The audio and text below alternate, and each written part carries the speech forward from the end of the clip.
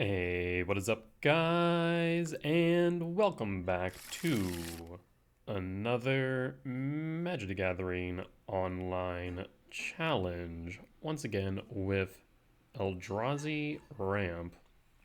This hand is interesting. I mean, this could very easily turn into a turn 3 Myco spawn kicked, which would be ideal. Otherwise, we'd have backup for a Thought-Knot Seer turn 2, a Karn turn 3. So overall, we have a decent curve here, I'd argue. The question is what direction you want to go in. I'm probably going to stick with Sowing Myco Spawn if I find it, and then try and high roll. If you find a soul land instead, we can do both or either or. So we have a lot of good options here with this hand, I'd argue.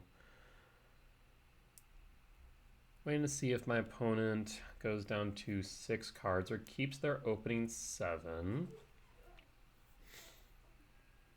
Looks like they'll begin with 7. We'll reveal both Devourers. Triggers on the stack. Trigger number 1, Ugin's Labyrinth. Trigger number 2, we'll take the Uggin's Labyrinth. Okay, so we're looking for a Sowing Myco Spawn with the Malevolent Rumble then. Let's see what our opponent plays for turn 1.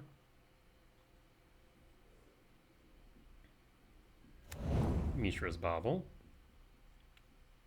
Target me or target you.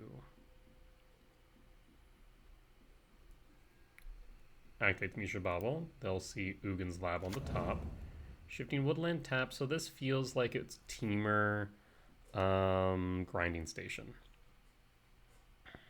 Well, if that's the case, I think going Thought-Knot into Karn is probably the better bet. So let's go Thought-Knot. Let's disrupt your hand in addition to applying some pressure. Oh, interesting. Flame of Unor. And that's not something you see every day. Well, Underworld Breach is definitely a good answer here.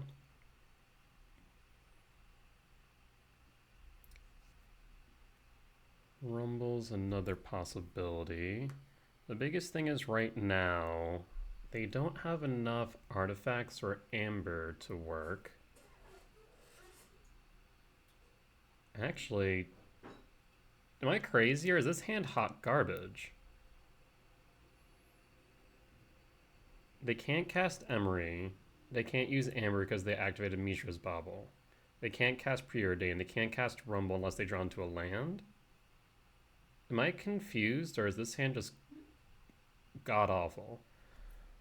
I mean, if they high roll into a, let's say, Mox Opal, go Opal. I think we still take the Breach. I think that's safer. We'll take the Breach and pass.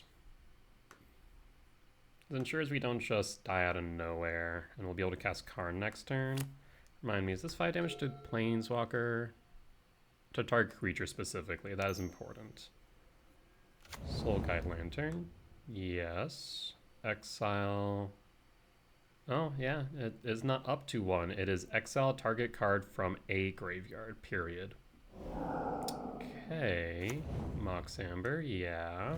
There's the Opal, good top deck. Here comes Emery. And then they can play Preordain now as well. There's Preordain. Well, Flame of Anor is just kind of sitting here. They're going to be back to 1 land next turn unless they prepare for a potential play. Do they know about Karn? They do know about Karn. So they know that's the Karn version of this list, specifically my list.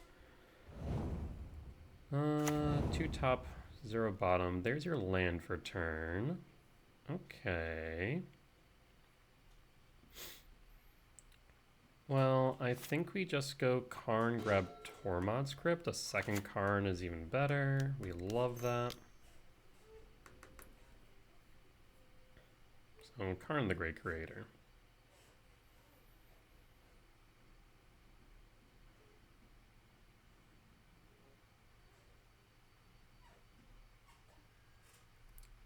Cracks the Wooded Foothills for a Surveil land? Would be my guess.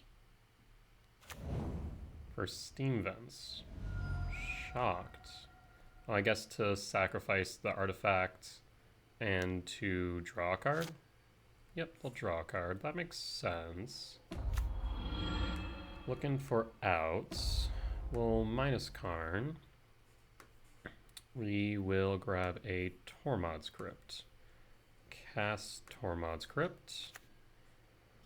Well, we'll leave the Thought Knot back as a blocker. It might just die to the Flame of Anor, which is fine if that happens. Not the end of the world. Are you considered a wizard? You are! That's actually really cute interaction. I can see why you're playing the Flame. Because now you can threaten to blow up an artifact and draw some cards, or blow up an artifact. Why would you grab EE here? Yeah, I'm not too concerned about hitting Tormod's, or activating Tormod's Crypt with that. That's fine. EE on 0, sure. Opal's now active, but cannot activate its abilities. And stuff. Okay. Kozilek's Return can clear off the Emery. We'd need a red source. Let's start off with a Malevolent Rumble.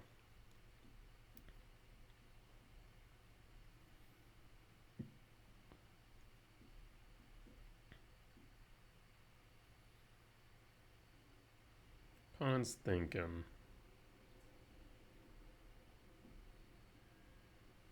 Cracks the Wooded Foothills.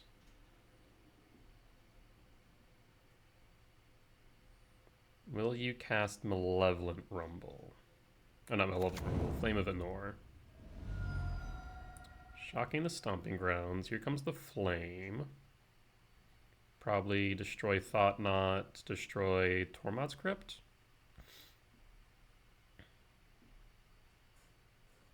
Would be my guess, at least. Okay, you let that resolve. Oh, 1, 2, 3, 4, 5, 6. 1, 2, 3, 4, 5, 6. So we are short. Let's go Stomping Ground.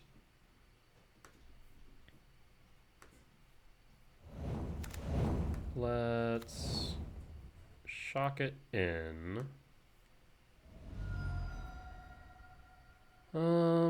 We could go Karn minus and grab Chalice of the Void equaling 0. I think that would be wise here. This adds an additional layer to us locking them out. So Chalice of the Void. Chalice on 0. Now they have to make a choice between dealing with the Tormod's Crypt or dealing with the Chalice. But either ways, we just kind of add an extra layer to the lock.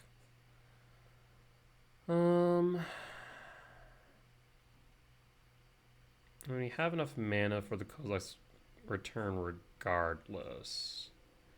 If we cast Kozilek's Return, they'll cast it now. Well, let's go to combat and see what they do. I'm kind of curious. They're going to kill a Thought Knot. They might as well kill it now. If not, then they might be holding back the Flame for a reason, one of which I'm not aware.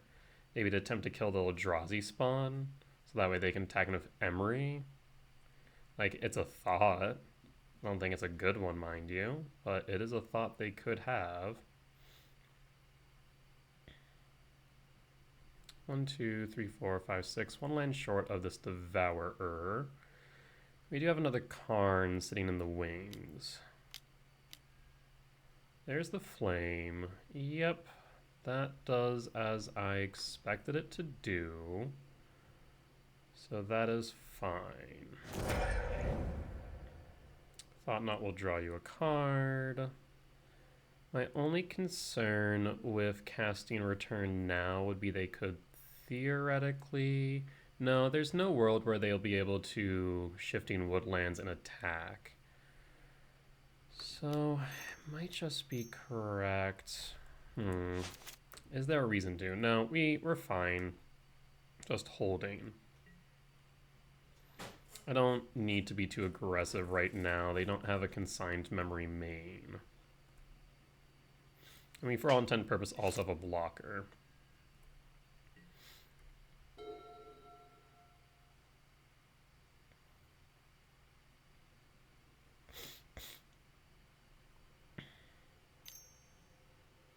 Here comes Malevolent Rumble. Well, actually, I guess I should keep that up. So, no Preordain. I imagine you grab the Tamiyo.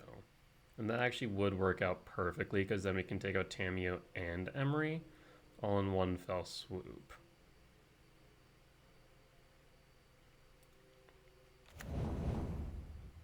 Chooses Thundering Falls. Peculiar, but okay. To combat. Attack at Karn. Let's go to blocks. Block Emery. And before damage.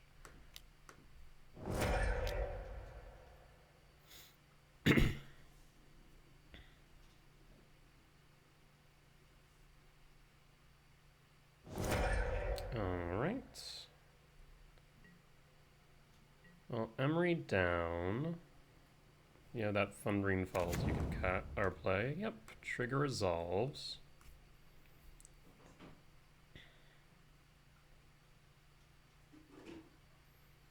Keeps it on top. Alright. Well. Another Devourer. Let's take up Karn on, I guess, Mox Amber. Put that into the grave. Now, I could cast the other Karn in my hand. If I were to do so, what would be the main benefit? Also, we could tick up, ensure that Karn sticks on board through a Unholy Heat. That might be worth it, especially with us holding up this Tormod script still. So we'll cast another Karn.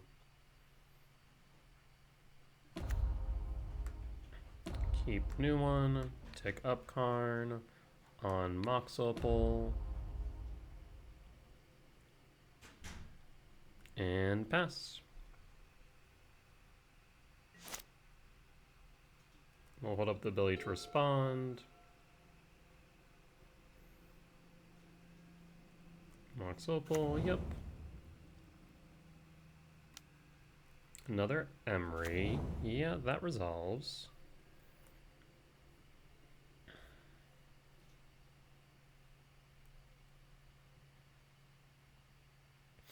We'll likely have to Tormod script soon-ish. I also would really like a land here so I can start applying some pressure. I also don't know their win condition yet, whether it's Grape Shot or Thassa's Oracle.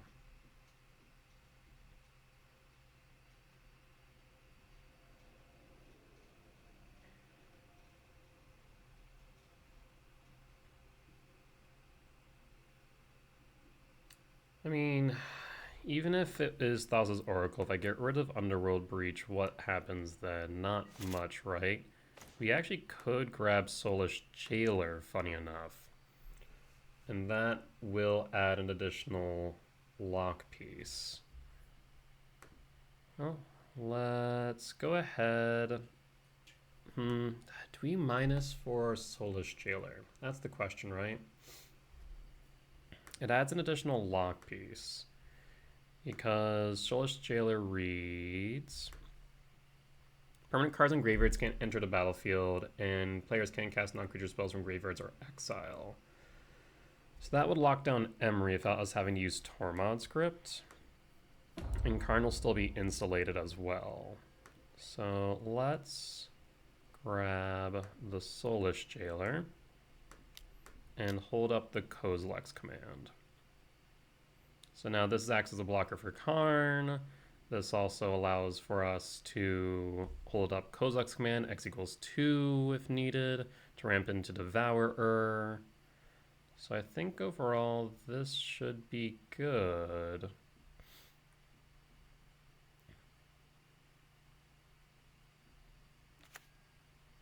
All right, I'll run it back to you. What say you, opponent? Hedge Maze. Based on the way they're just dumping cards into the graveyard, I feel like it might be a Thassa's Oracle finisher, which is surprising to me. I think it would be not Thassa's Oracle.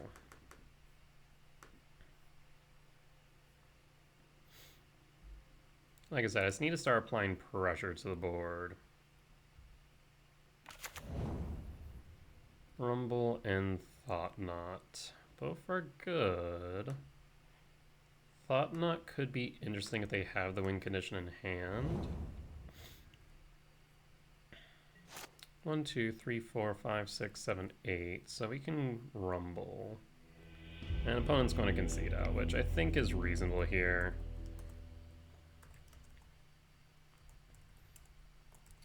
We had lock piece after lock piece lined up for them. We'll bring in 2 Stone Brains just for Underworld Breach. We'll run it back like that.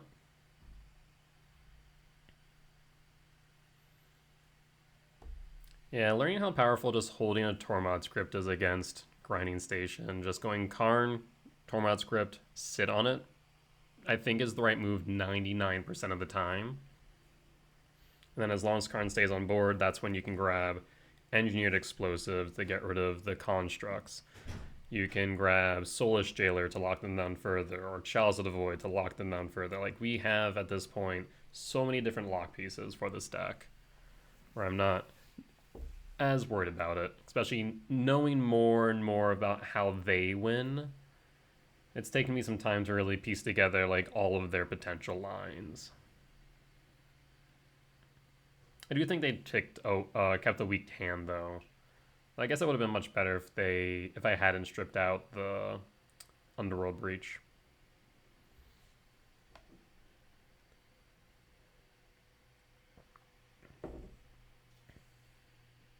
Imagine opponent brings in Consign. Imagine also secondary win condition like Jace. That tends to be the case. But if we do Stonebrain, really we're naming Underworld Breach for that exact reason. Otherwise, I'm not sure what else they bring in. I wanted to say it's just a secondary win condition and Consign to memory. Maybe Enter the Flood Maw.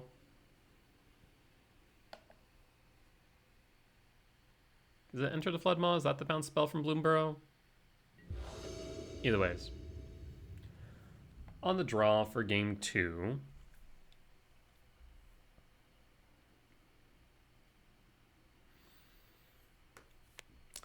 This looks solid. I mean, this is a turn 2 Sowing Myco spawn, right? Or a turn 2 Kozilek's command. Kozilek's command actually might be better, for that allows us to then kick a Myco spawn. And also acts as a permission spell, potentially for a Consign to memory. Mox Amber, no additional plays, another command, we like that. We'll go green, as we have no red left on the deck, and pass. And pass.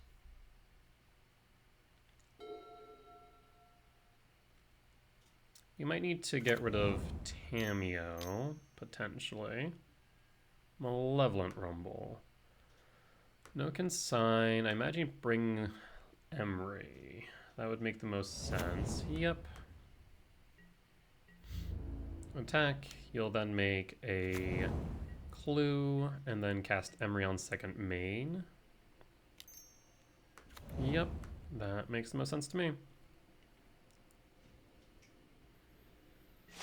Another Amber Engrave. Malevolent Rumble's interesting to me. It still allows me to have a Kozilek's command X equals 1 to strip something out of a graveyard and to exile Tamiyo. Let's Malevolent Rumble. Does Rumble resolve? Rumble resolves, and there's Karn. We'll grab Karn. That's going to put significant amounts of pressure on them now. We'll pass it back to opponent and hold up this Kozilek's command. X equals 1. I might try and flip the Tamiyo to grab back that consigned memory. They've drawn 1 card. A Nature's Claim as well in the graveyard. Just realized that. Nature's Claim only hit artifacts or also enchantments? Also enchantments. Surprised I don't see Nature's Claim more. 2. They're thinking about a Rumble. To combat. Okay. Make a clue. No blocks, no damage.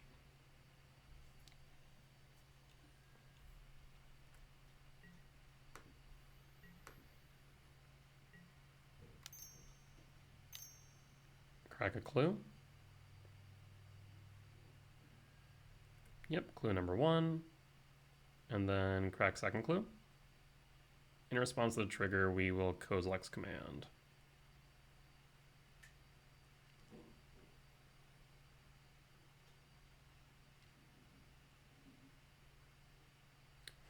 Now, if they do Emery target Mox Amber, it makes me think they do have the command in hand.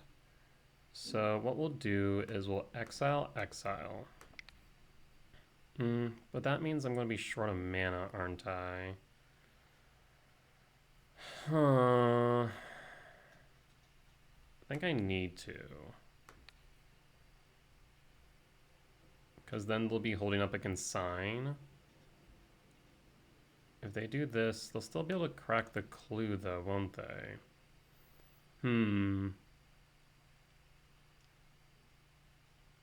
Yes, that's fine.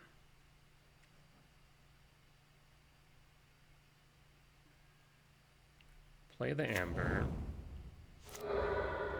Get a fresh one. How do you tap?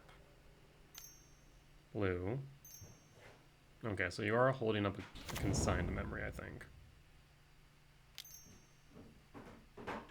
Okay, well, if you were attempting to bluff, you won't be able to anymore. This is why bluffing is an art in Magic. Because I was trying to play around a consigned memory, and now I no longer need to.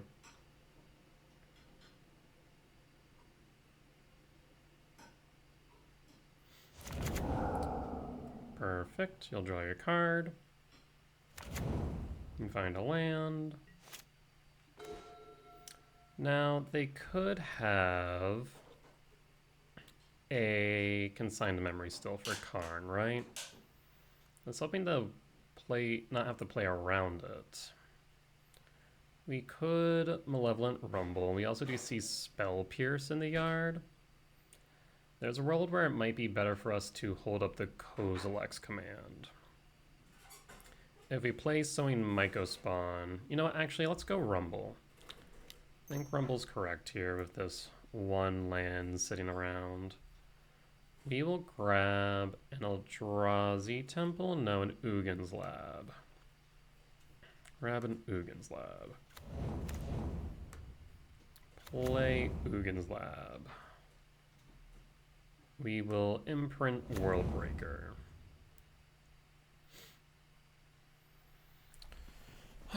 To hold up Karn, or to hold up command, or to cast Karn. I think we need to hold up the command.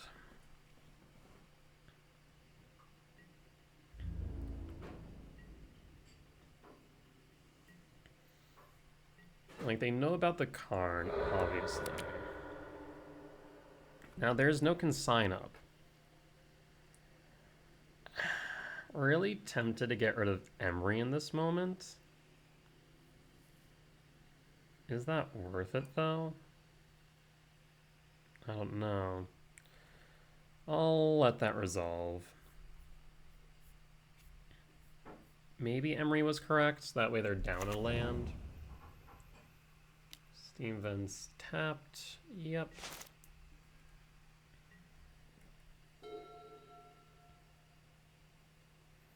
We can use this command as a permission spell. Hopefully it just doesn't get us killed.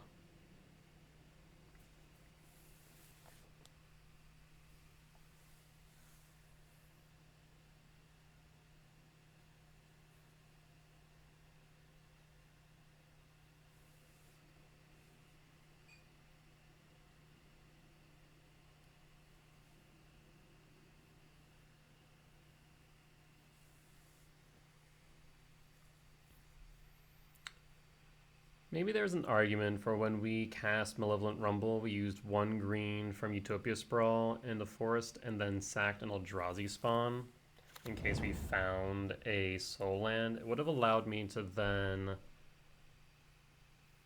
have 1, 2, 3, 4. No, we've only had 2 up then. Never mind. Really wouldn't have mattered. You need 3 mana to really play it safe. Oh, attacking with Emery's fine. That is a-okay.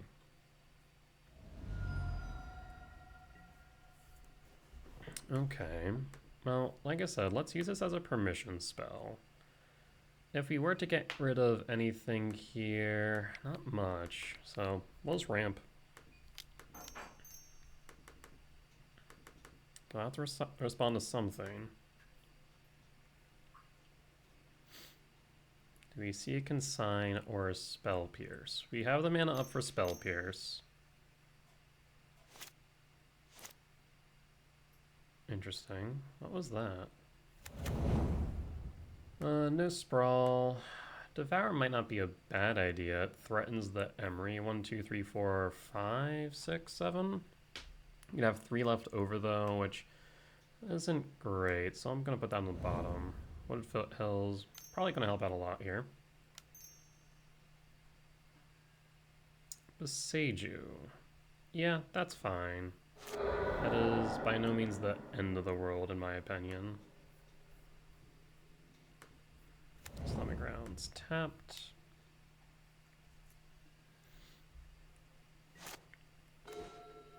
We'll play Wooded Foothills. Activate Wooded Foothills. For forest. Now 1, 2, 3, 4, 5, 6 leaves me a 4, so that's perfect. So let's go and kick Sowing Myco Spawn, and we'll kick the Steam Vents or the Breeding Pool. The Breeding Pool does allow them to activate the Shifting Woodland, so Breeding Pool. Okay. Let's fetch for a... So I kind of want to hold up 2 mana in case of a Spell Pierce. So we'll go Ugin's Lab again. Tuck the Breaker.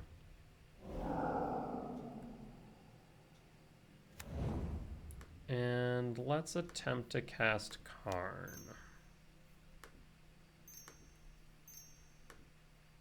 Does Karn resolve?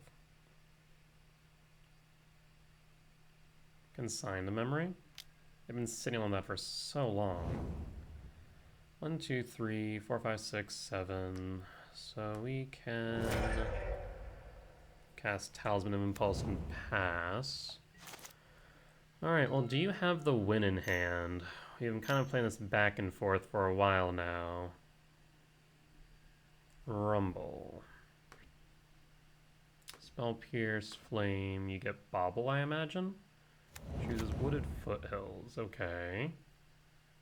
I guess you can grab back Bobble with Emery regardless. Final 3 cards in hand.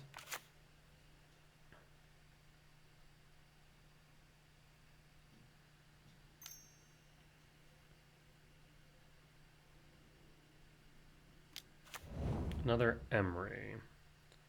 Trying to find a grinding station, I imagine. No grinding station, though there is an underworld breach, so happy to have gotten rid of the other green source. Bot will crack, target me, sees what I have on top. Well, let's see what they saw.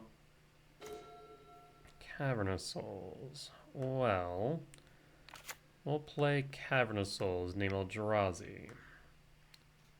Return Worldbreaker to hand.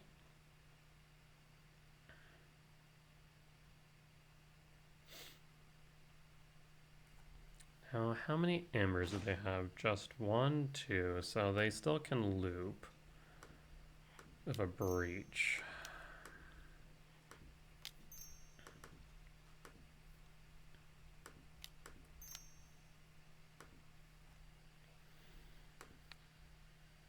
They need breach plus grinding station, of course. So I think we get rid of the shifting woodland just in case. That way they can't have that turn into Underworld Breach, which is in the graveyard. They're going to protect it with Consigned to Memory. So I think they also are planning to do that if they have the mana for it. Alright, well it comes down to this now. Do you have the second green source?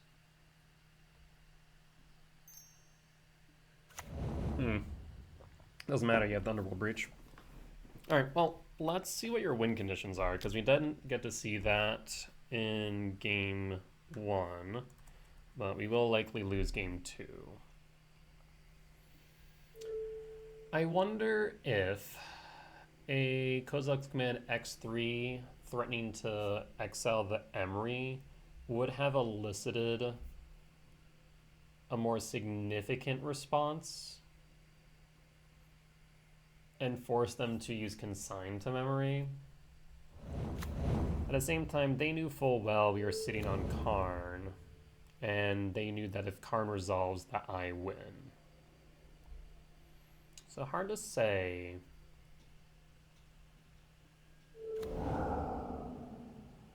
I have 3 artifacts. Yep.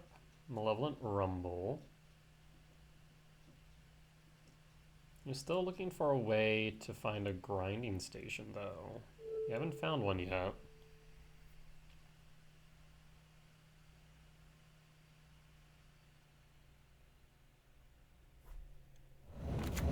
Well, there's the grinding station, so you are guaranteed the win at this point. I'm just going to force you to burn some time and show me your win conditions.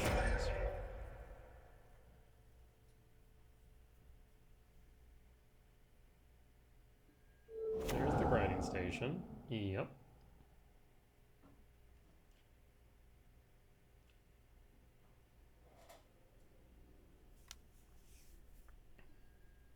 Alright, there's a Mox Opal.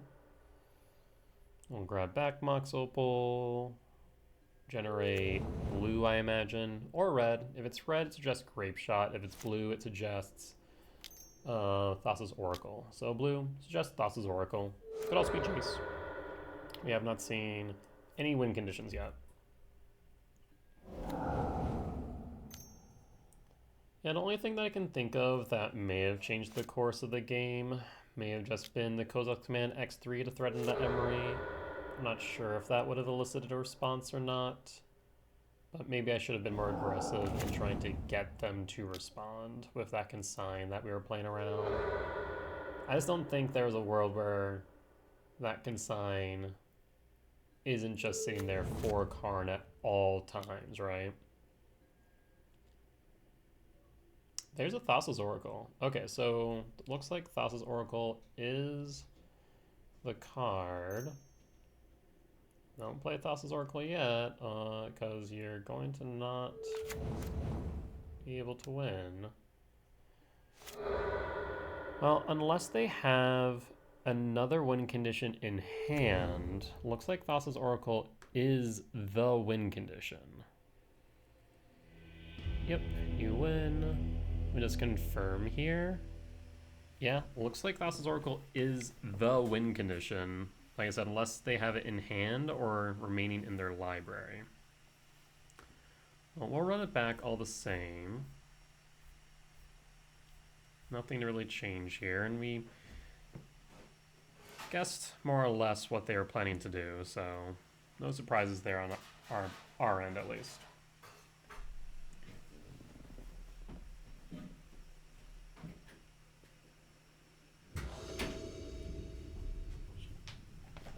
On the play for game 3, I'll keep. Let's see what we find of Devourer. And we find, I mean, that's a turn 2 Karn. If we resolve it, we likely win. So there's Karn. Forest. Sprawl on green.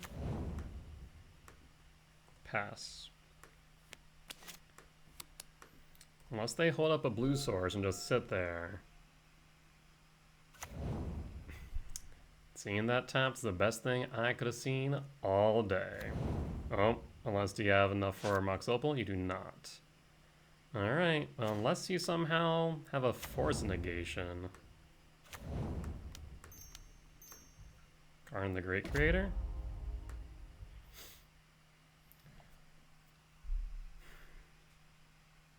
I'm trying to think here for a second. In what world am I concerned about anything right now? They can't kill Karn with Unholy Heat. It's too early. They have nothing in grave. So I think we can just go Liquid Metal Coating. I mean, it's dangerous, but I think this is correct.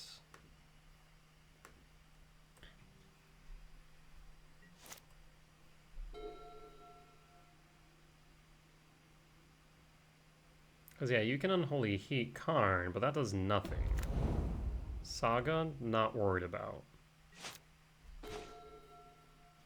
So let's play Windswept Teeth. Crack Windswept Teeth. For a forest.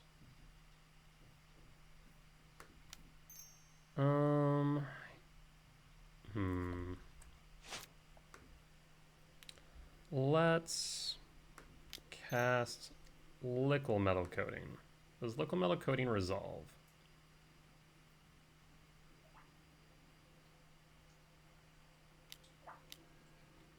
Consigned Memory. Yes, that resolves. I don't care about the construct all too much, to be honest.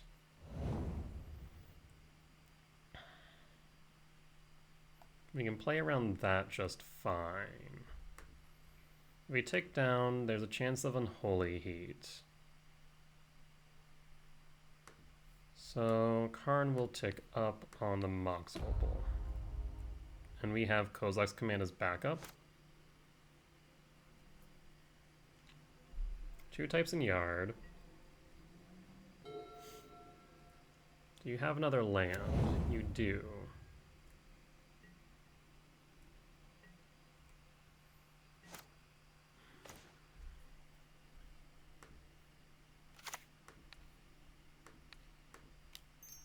Generate more green mana.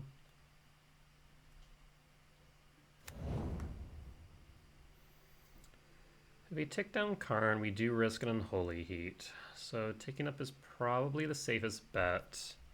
However, big however here. They likely brought in Pithy Needle for Karn, right? I'd be shocked if they didn't.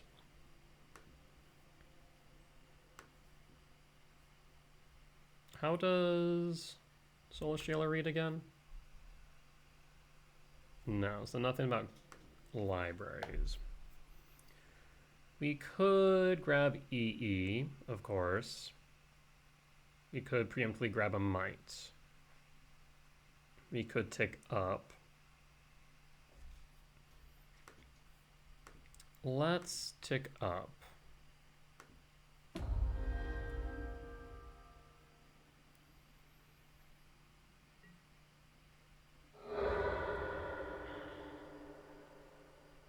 When they go to create a Saga token, we'll respond.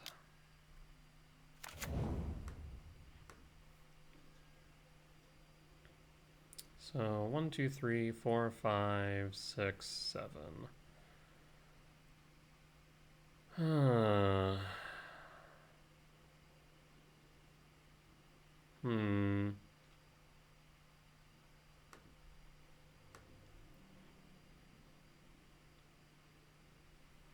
Well, actually, let's do this. At the same time, if they have Unholy Heat, that's going to be the 4th type, isn't it? Don't like that.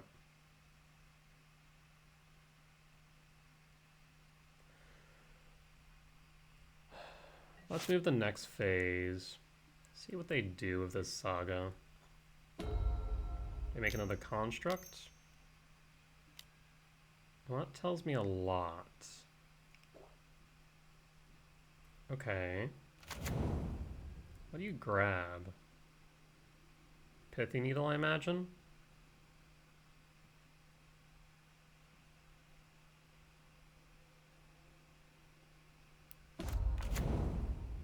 What? Okay.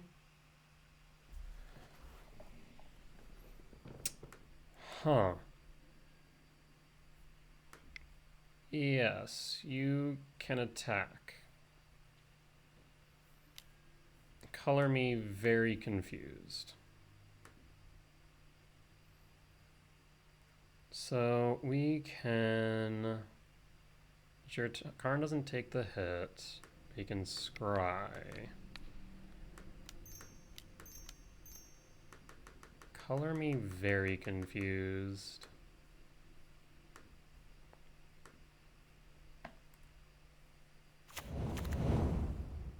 There's another Karn. We can drop a Devourer.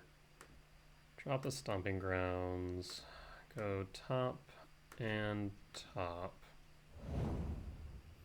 Go to blockers. Block you.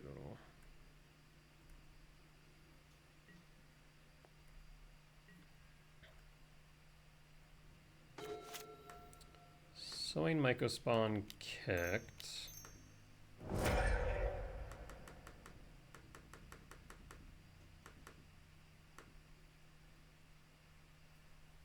I need one more.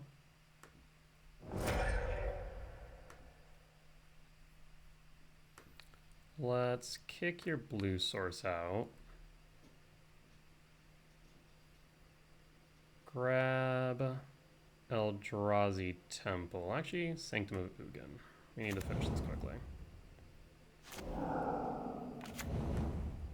Minus Karn. Yes. Engineered Explosives. For 0.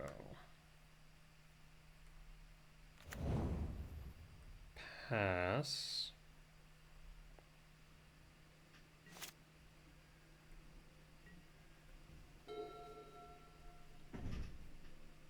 And opponent's going to concede. All right. I mean, honestly, they probably should have still played it since I was down on time, but I'll take the concession. I felt comfortable enough not going for a Tormod script there since they were so light on lands. So even if they were able to kill Karn with an Unholy Heat, what then? My attention at that point was to grab back Devour of Destiny from underneath Ugin's lab and cast it, then grabbing Emrakul. And at that point, we should be locked in for the win. But with that said, good 2-1 win against Grinding Station, and we'll be back for round 2. Alright, and we are back for round 2 on the draw for game 1 against Ivan Draw Go. Hand is... it's okay. We actually have a lot of good options off the top, from Utopia Sprawl to Eldrazi Temple to Ugin's Labyrinth. So with that in mind, we can keep this, reveal Devourer, and pass.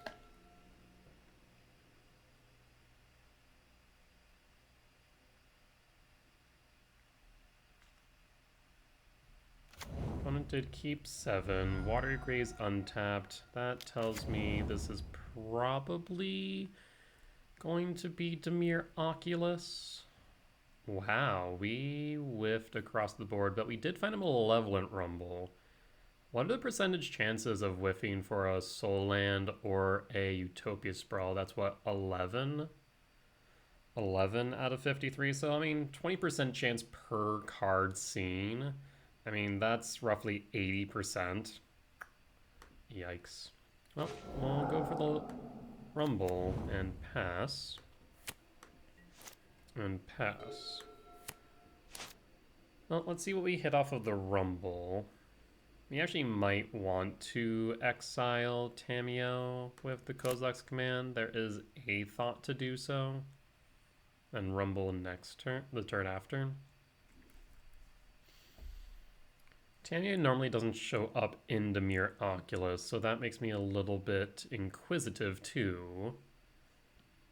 Wondering if this is in fact Temur Oculus or if it is something else. And I guess they do have a decent amount of draw spells. Marsh Flats. Okay. They'll attack with Tamiyo. They get a clue.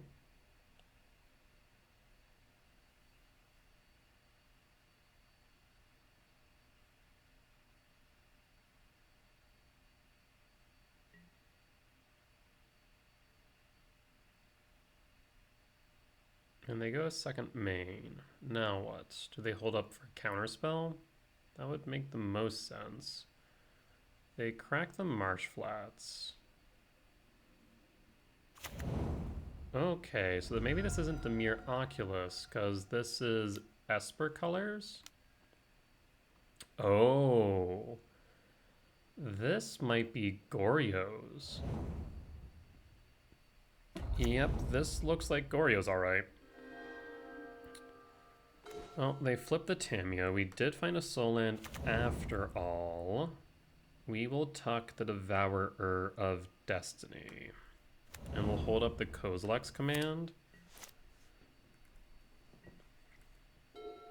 Now they could grab back the Tainted Indulgence. If they do, would I go ahead and exile it? That's the question. Probably, because it tells me that they need something. Likely a land, versus if they play, let's say, a Psychic Frog. They tick up with Tamiyo. Not thrilled about that either, to be clear. That could pose an issue. There's the Psychic Frog.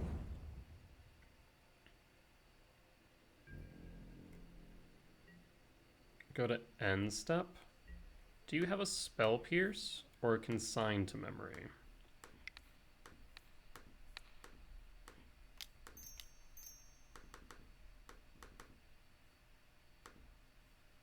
Psychic Frog down.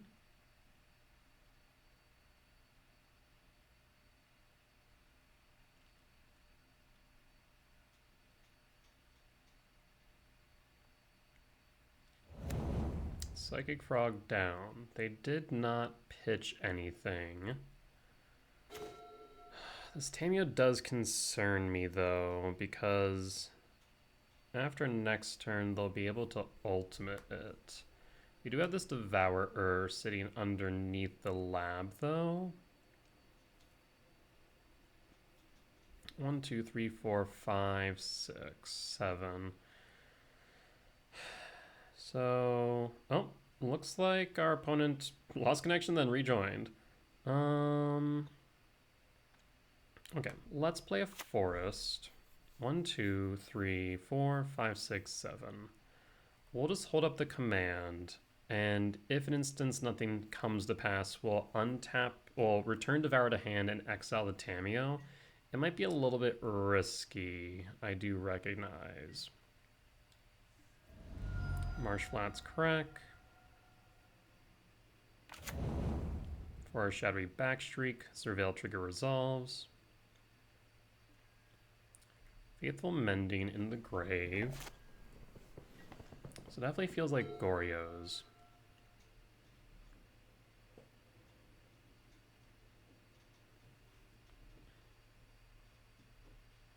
Imagine they take up a Tamiyo again.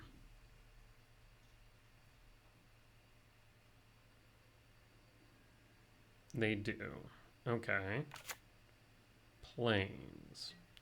Now, I will note the only issue with the plan that we have to exile the Tamiyo with the Devourer of Destiny is the fact that it does give them a turn to do whatever they want. And that is mildly concerning. We'll play as Stomping Grounds 1, 2, 3, 4, 5, 6, 7.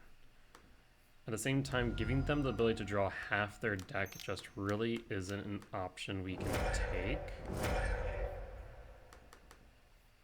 So we will go ahead and exile the Tamiyo. Devour will resolve. The question now is, what else do they have in their hand? Tainted Indulgence, Pitching, and Ulamog the Defiler will shoot. Goryo's Vengeance on end step, so it doesn't die this turn. Now, I will note we're not dead yet, but we might as well be, because we're going to have to exile...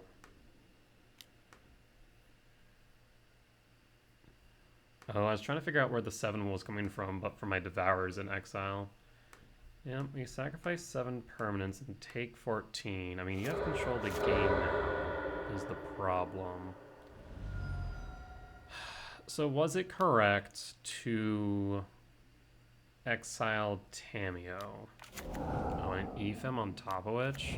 Yikes. Yeah, you got it.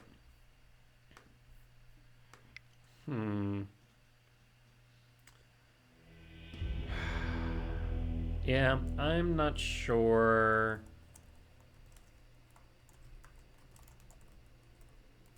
if we played that right. Like I said, on one hand, we can't let Tamiyo just ulti and draw half their deck, because then we might as well just lose. So by playing the Devour, we force them to have the solution. Let me know down in the comments what you guys think. Was it correct to cast Devourer of Destiny?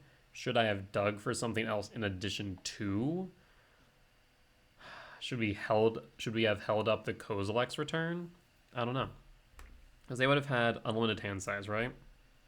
Yeah. Or no maximum hand size, rather.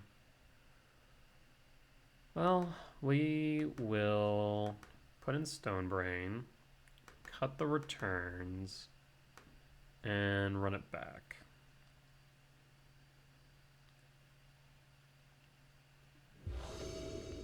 On a play for game 2. If there were a 7-drop here, I'd be tempted, but there isn't. So a mulligan. We do have a 7-drop. I would love to see another soul land, specifically a temple off top. I'll keep, I'll drop a Karn, reveal Devourer, and trigger.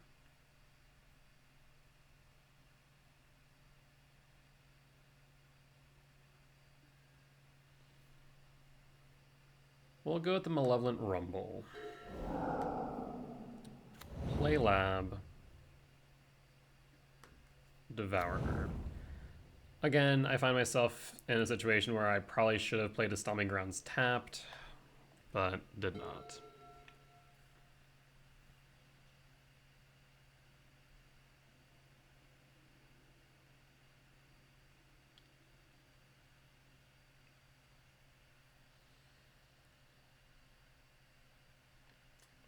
What does our opponent have in their opening 7? Flooded Strand. And they're going to hold. We'll shock in the grounds. And play Malevolent Rumble. Does Rumble resolve? Rumble does resolve. Ouch. This hand kind of sucks. I will grab 1, 2, 3, 4, 5, 6, 7 off of Emrakul. And Utopia Sprawl doesn't do much here either, though, so I guess we will grab the Emrakul. It'll be a looming threat for them to deal with. And pass the turn. Yeah, not seeing a single land there. Also, like, really bad variance, right? Because that was at a 50. And that should have been roughly, what, 19? Unless we also get rid of some lands. 17 out of 50. So probably holding up a counter spell if I had to guess, or consign. Really need a land here, friends. Let's cast Sowing Mycospawn. See if we can at least get the land trigger to resolve. Do you have a consigned memory? You do not. We exiled the frickin' Cavern Souls. Well, in that case, we could go Ugin's Lab, tuck Emrakul. 2, 3, 4, 5, 6, 7. Yeah, let's grab Ugin's Lab.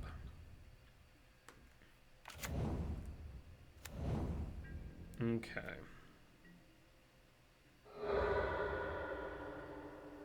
Undercity Sewers, or at least a Surveil land, I imagine. Hollowed Fountain. That's concerning. Tainted Indulgence, pitching in Ulamog, Atraxa. You know what? I don't lose to Atraxa. So I'm okay with you if you Goryos this. Yes, that will resolve.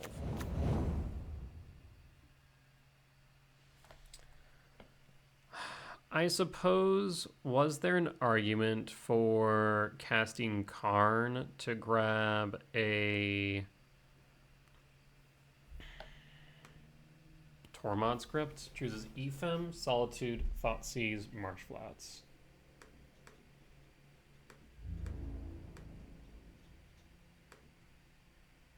So Ephem, Solitude, Thoughtseize, Marshflats. Yes. I cannot block. Second main. Fetch a blue Delta, find a white source, shock it for the Ephem. There's the Ephem. Chooses what? Chooses Ulamog the Defiler, Goryo's Vengeance, and Leyline's Binding.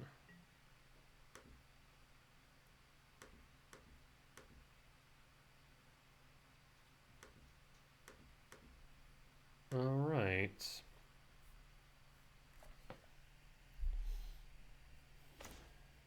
Pitches Ulamog the Defiler, Marshflats, Leyline Binding.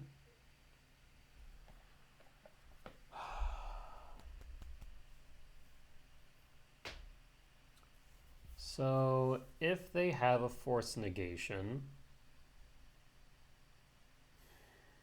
we lose. If we attempt to cast Karn, at least.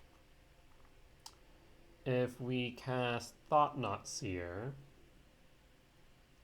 we might be able to at least strip out a Goryo's Vengeance.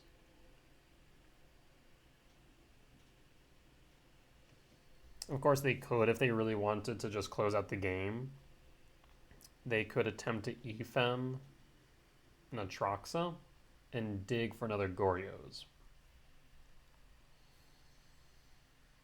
So neither option is truly safe, and it comes down to what they have. If I do cast a Thought-Knot Seer, and I do strip out Goryo's, and they just attack, then what, right? Then we're sitting here with a Karn in hand, and unless we find a soul land, really can't do anything. So, let's go big or go home. Attempt to cast Karn. Does Karn resolve, or do you have a force negation? Karn does resolve. We will minus Karn.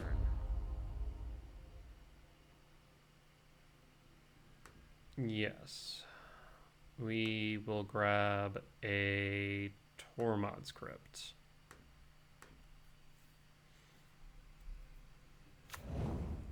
Alright, we'll hold up the ability to respond. Another hope would be that they will send Atraxa at Karn, giving us another turn.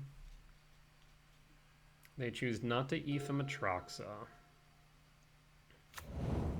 Marsh Flats. So they had 2 Marsh Flats. Thoughtseize resolves. Will you take the other Karn? Or will you take Devourer of Destiny? You take Devourer.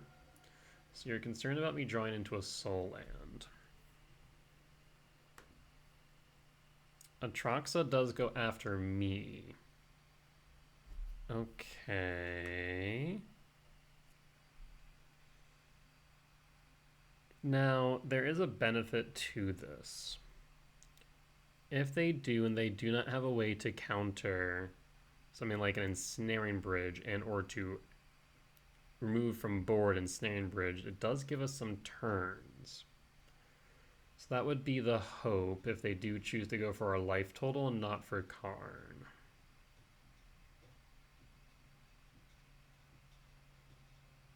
They're thinking hard for this, and I think it's correct to get rid of Karn, but that's me. Karn is a card that demands to be answered, unless they have an answer to whatever I can grab from my wish board.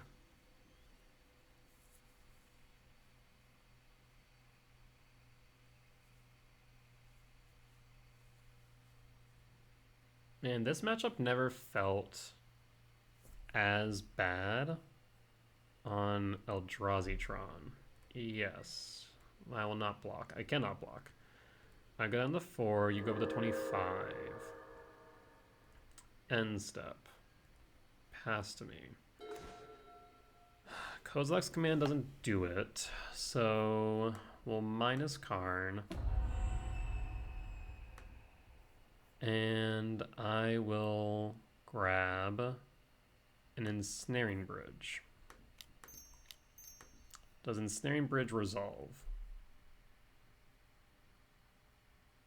Ensnaring Bridge does not resolve. There's the consigned to memory. Well, that is lethal damage on board with no recourse on my end. We're 2 mana. We're short on mana here. I'm doing anything else of note? Yeah. Unfortunate. I'm actually curious on something. So 4 card types with an artifact in yard. So 4 with Tormod's Crypt. 5, 6, 7. We are still way off of Emrakul, and even if we had, they would have had the consigned to memory, so moot point. Yeah, there is no way out of this, I fear. Alright, well, GG's. Deck felt just a little bit too fast for us. I'm not sure if we just kept rough hands or what. It could have been our hand choice. We haven't really played against Goryo's Vengeance much with Eldrazi ramp, so could have been my mulligan philosophy, at least in this regard. With that being said, though, we'll be back for round 3.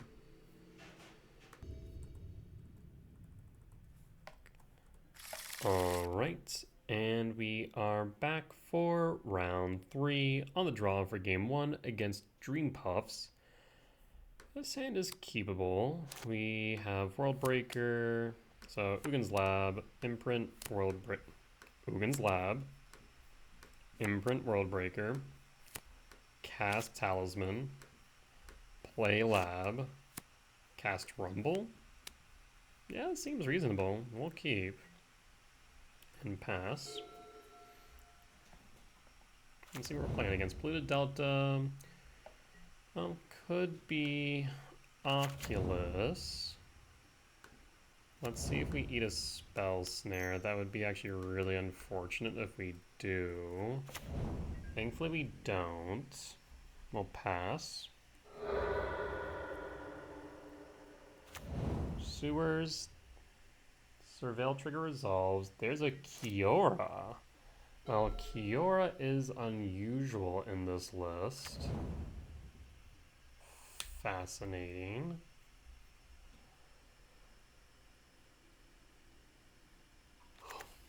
So it looks like it is Sultai. Sultai Oculus?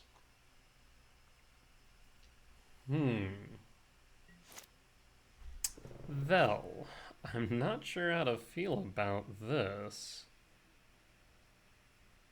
Let's start off by casting Malevolent Rumble.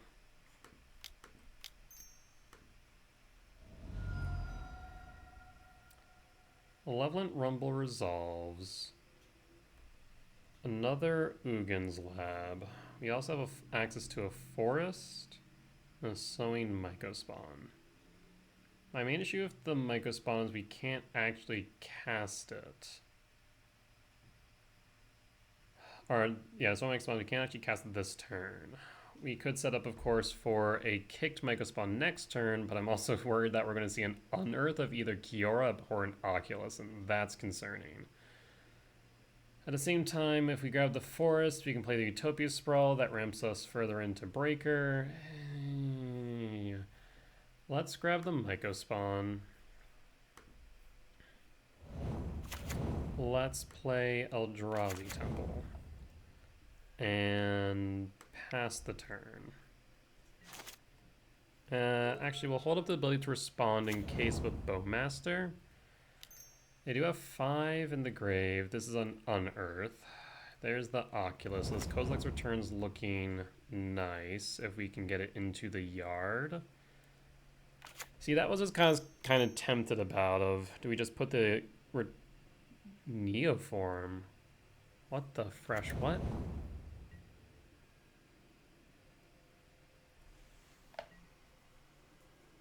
Excuse me?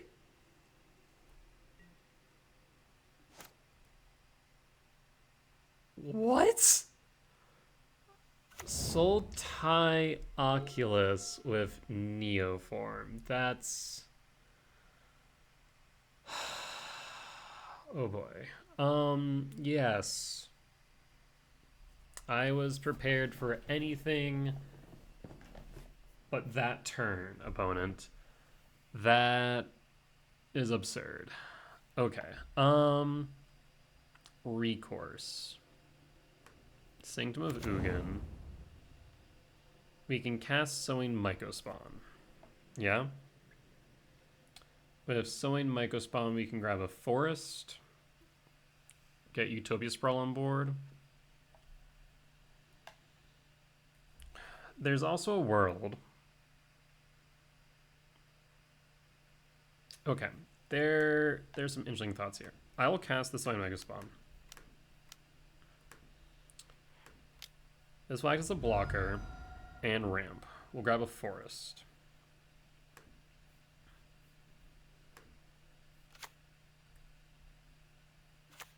We'll cast Utopia Sprawl. Does this resolve? Yes, on red. I'll pass the turn at this point. 1, 2, 3, 4, 5, 6, 7. So, my thought is that if we can grab Bridge, if we resolve Car and grab Bridge, we'll be in a decent spot. Port Oculus attacks in. We'll go down to 13. Because they really are going to need a Sink into Stupor. Kiora. Why not... is it during combat or when Kiora attacks? Whenever Kiora attacks. That's important to note. We need a land off the top. Oculus.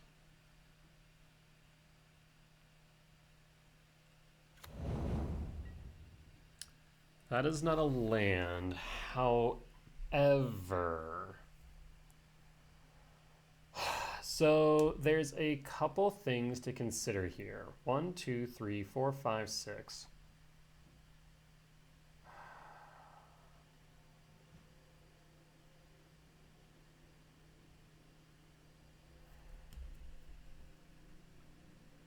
We could, this is a big could,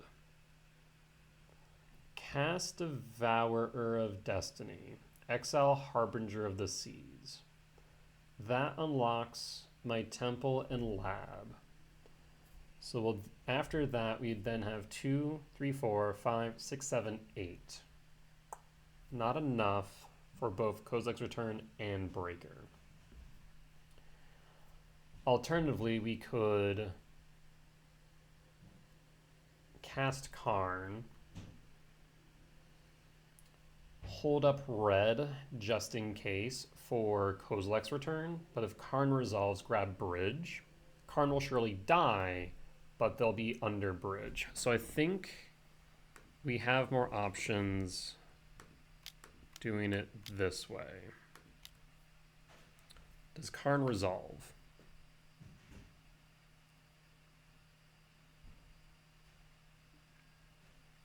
Flare of Denial.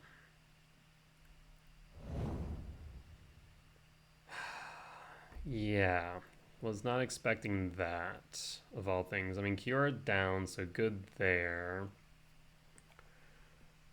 Problem is, we're going to take another... Okay, I have an idea. We'll pass the turn. It's going to come down to one thing and one thing only. Actually, two things. Kozilek's Return cannot be exiled, and we have to draw a land.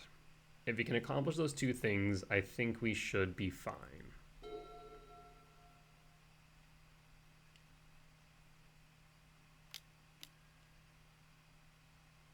That resolves.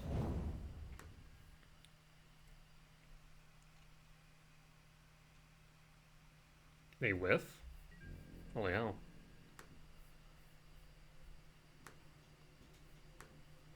Go to combat. I will take the 5 down to 8. Misty Rainforest. Another Neoform. Yes. If you grab an Oculus, we might actually be SOL. Shoot. Okay, so we need to specifically cast Devourer of Destiny. Okay, so here's our last attempt at coming back here. Kozilek's Return.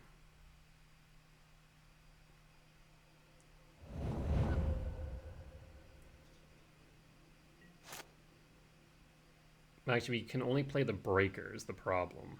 It can block the Oculus, though, so that's fine. Need a land, need a land, need a land. Land? Yes!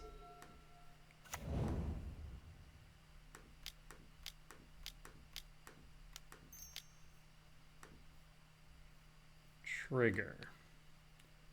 You'll get rid of your fetch.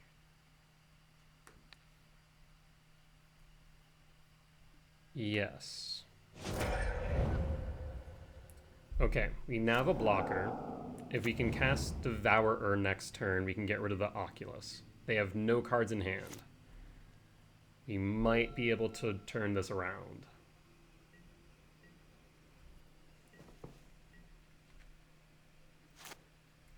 Four card types in Yard. 1, 2, 3, 4, 5, 6, 7, 8. So let's cast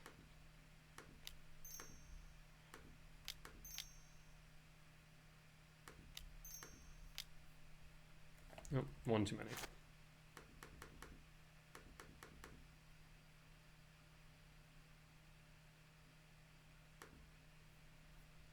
Devour of Destiny, eat the Oculus.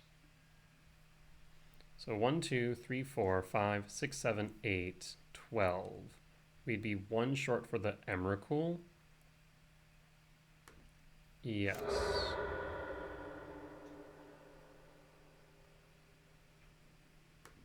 Emrakul the Promised End.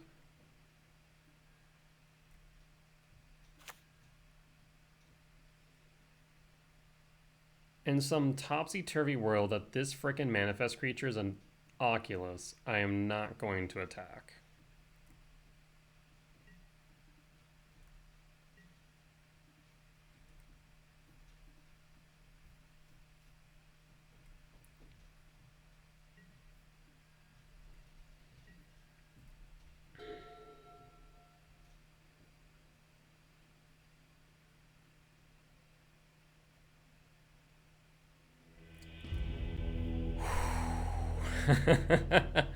That was looking dicey, friends, but we got there. So this is Sultai Oculus. Oh, kids, okay.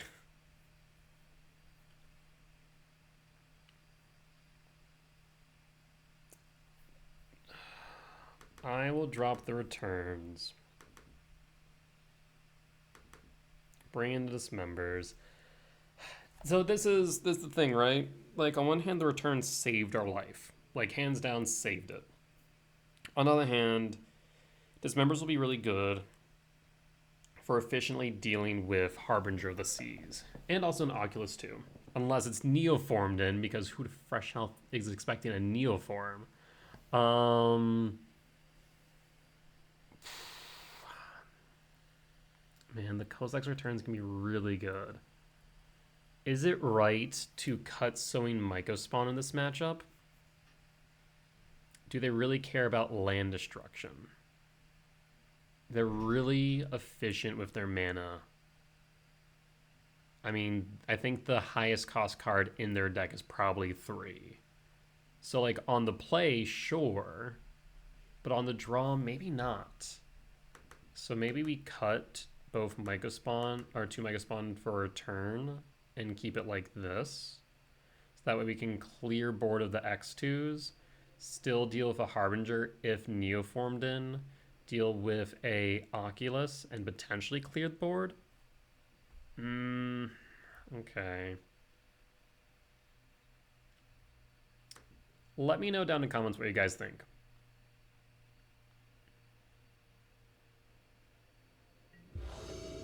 On the draw for game 2, I don't think I can keep this hand. It really doesn't do much of anything right now. So we'll mulligan. Okay. I will keep. I'll pitch back a Rainforest. Done. We'll reveal Devourer and pass. So Sprawl on 1, Imprint on 2, hold up Command.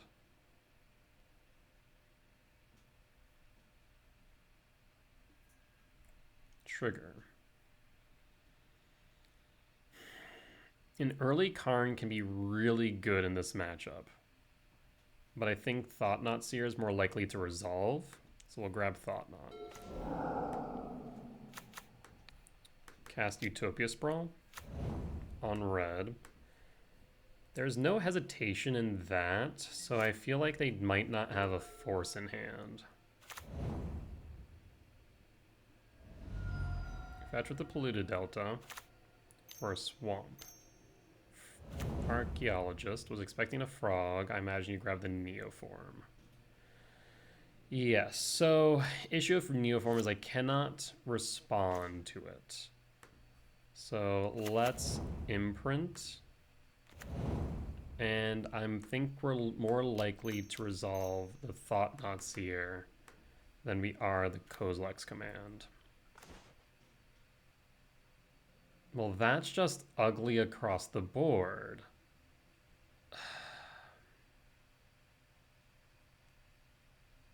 Man. That's nuts. We take the Neoform.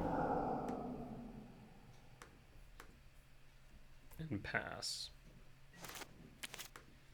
And pass. So this is going to mean that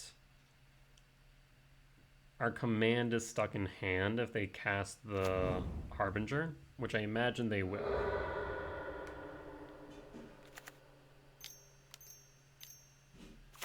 Yep.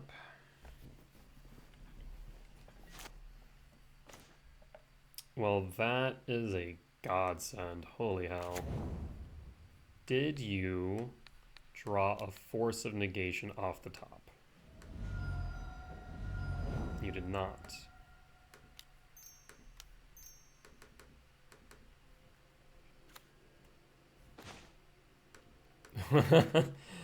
Okay, dokie. Well, let's get rid of that Oculus and start applying pressure. Thought not see it coming in clutch once again. Pass the turn.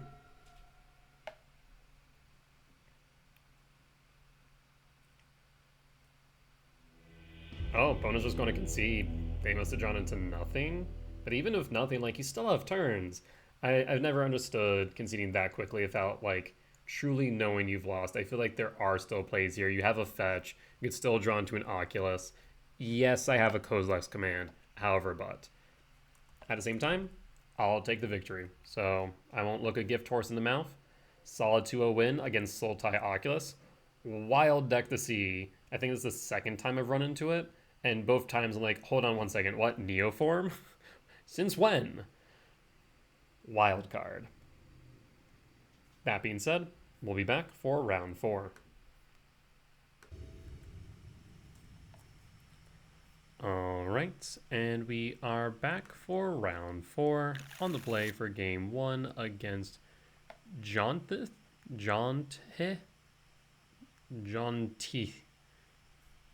I think that's how you say her name. Apologies if it is not. We can keep this hand. We will reveal Devourer. Trigger on the stack. What the frick?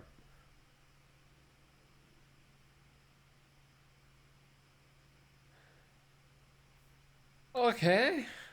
Yeah, that sure is a thing that's happening. So you reveal this card from your opening hand. If you do, and then you gain life equal. Is this Necro Dominance? Fascinating. We'll grab a forest, play Eldrazi Temple, and pass. Hold up priority in case we need to. Activate Verdant Catacombs. Fetches for an Overgrown Tomb, tapped for a bump in the night. Is this Blackburn? Fascinating. Forest. Rumble.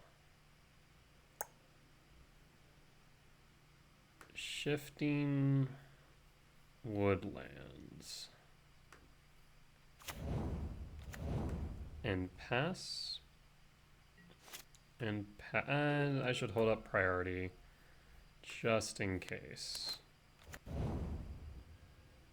Activates Bloodstained Mire. Finds a swamp. Witherbloom Command. I'll float. This Golgari burn? What is happening right now? This is wild. Let's cast Sowing Mycospawn.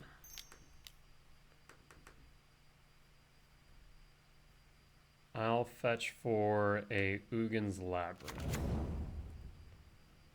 I'll tuck a Devourer of Destiny and pass. I would like a land so I can start breaking their lands. 2, 3, 4, 5, 6. So yeah, I'm tempted to Kozilek's command X0 to dig a bit deeper.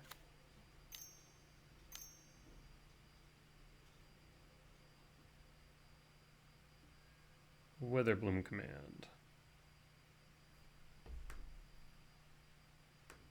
Yes. Return a land card for your graveyard to your hand. Okay, so it looks like it's Jund Burn. I take the Blood Crypt. Another bump in the night. To 7. This is fascinating. Do we... I think it is beneficial to try and get to World Breaker here. So I'll just cycle this command. We did find the land, though it is a bit painful. Thought not. Crack the Misty Rainforest for a forest. Cast World Breaker.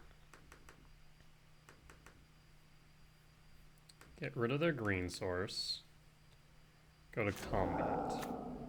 Attack with Sowing Mycospawn and pass. Pass the turn as we have nothing to do. Will this be fast enough? Overgrown Tomb, shock to 17. Witherbloom command again. Down to 4. A Soul Spike kills me.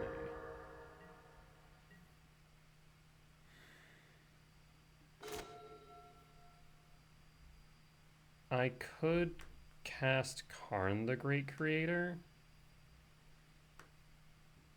But what would we do with Karn? We could go Chalice on 1. We could Lickle Metal Coating. We'll deal 8 damage here, putting them down to 11. We'd then have lethal on board. I think we just... Well, hold on.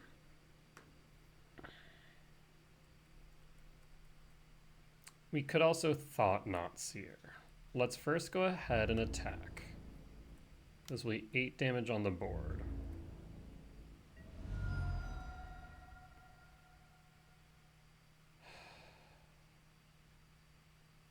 Thought-Knot Seer would allow me to try and ensure they can't win next turn. World Breaker would reduce resources. 2 bump in the night kills me, though I think we've already gotten rid of those. We know they have Chancellor in hand, and I think 2 lands, right? A Swamp and a Blood Crypt. So I think it is correct to cast Thought-Knot Seer. Okay. Well, Chancellor is gone now. They have 3 lands in hand. We have Shifting Woodland as backup if they kill a Thought-Knot or a Sowing Mycospawn. So we should have lethal on board. There's the Blood Crypt tapped. There's Sorin of House Markov. Good news is we have Devourer sitting in our hand, so this is lethal on board.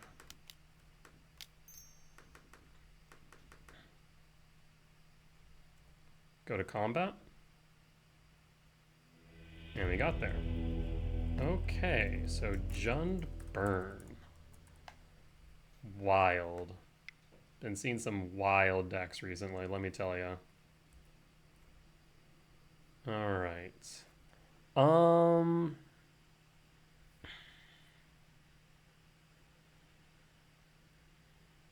not sure if Kozilek's Return does enough. I mean, as far as creatures, we saw Sorin, and that's it.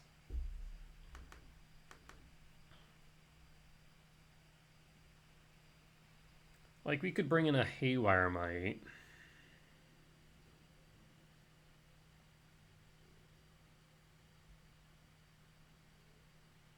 Also just realizing that the deck list being shown in the video is actually incorrect. We did cut 1 Haywire Mite for a Soulish Jailer. Apologies about that. Did not realize that it had not updated.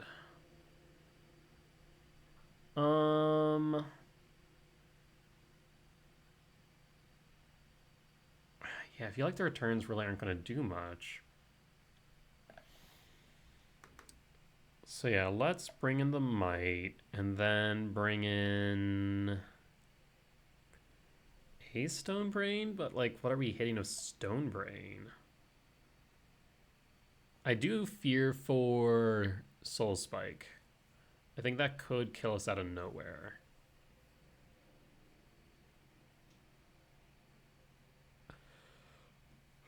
I guess we could bring in Cityscape Leveler. I don't really like doing so anymore. Maybe just keep the returns in. Yeah, let's just keep the returns in for Sorin, I suppose. There's also a possibility that there are other creatures in the deck and we just haven't seen them.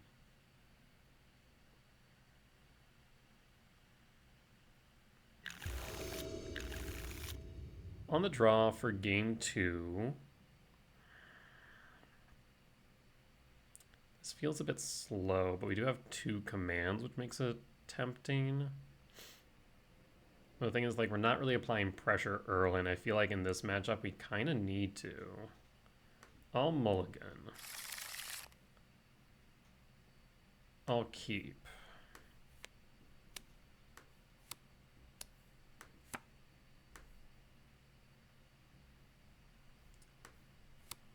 I think we pitch the return. And done. Reveal Devourer and pass. Activates Bloodstained Mire, shocks in an Overgrown Tomb. Thoughtseize? No. Iridescent Vine Lasher. Okay, so that return would have been nice, actually. Shoot. Sowing Mycospawn. So there's a turn 2 Mycospawn or a turn 2 Karn. Alternatively, we could go Rumble. Let's go Mycospawn. Imprint. Cast Talisman. Pass. And pass.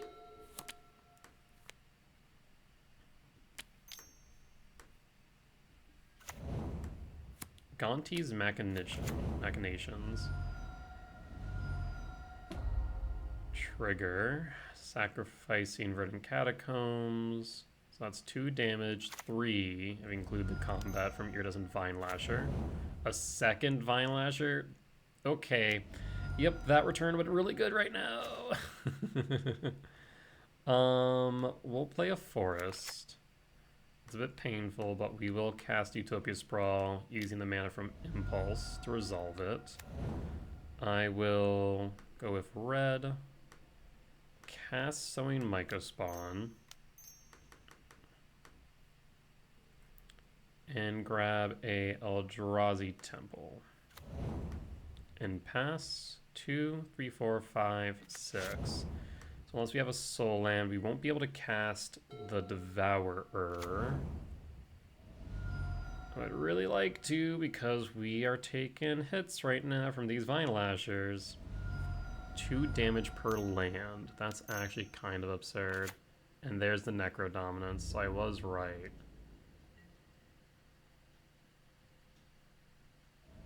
Let me know in the comments what you think. Should I categorize this as Jund Burn or as Jund Necro Dominance? I feel like it's Burn first and Necro Dominance second, but that's me. Okay, Cavernous Souls, naming Eldrazi.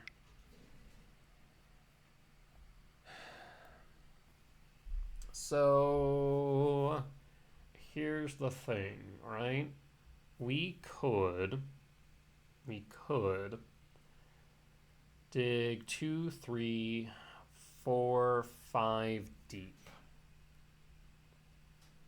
Or I could exile Vine Lasher and ramp for next turn. I think I want to dig 5 deep.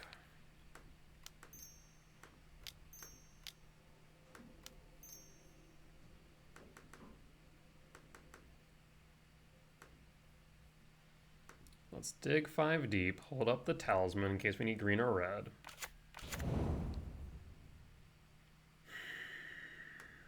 Bottom.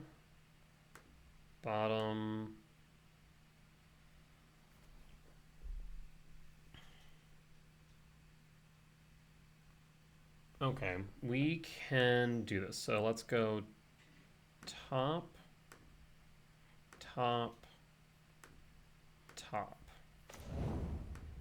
We then scry draw exile. Exile 1, 2, 3. 1 Lasher down. Seize the Kozilek's command. Keep it on top and draw. Kozilek's command. We'll exile and we'll ramp.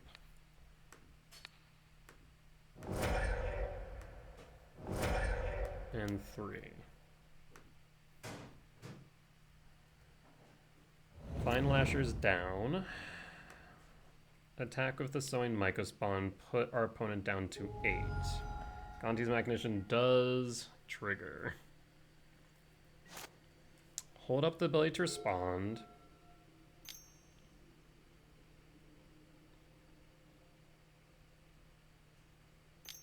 Bumpin' a Night. Witherbloom command.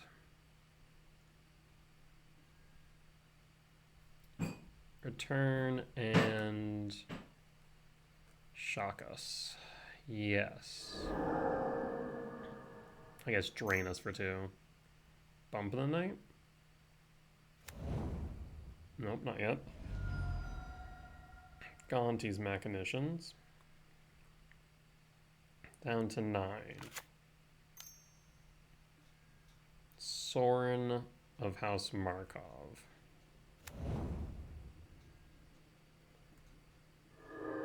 Sorin will flip at the beginning of the pre-comment main phase.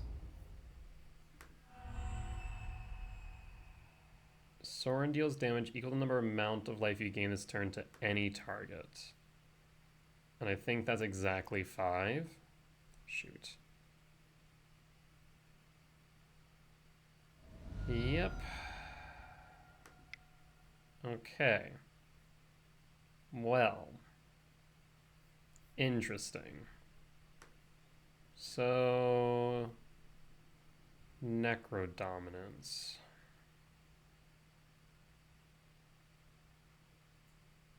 The question is how you want to deal with this. I mean, we could bring in Stonebrain. The thing we could do, like they have a mid-range, like a burn game plan that doesn't necessarily rely on Necro, it just benefits from. I'll run it back as is.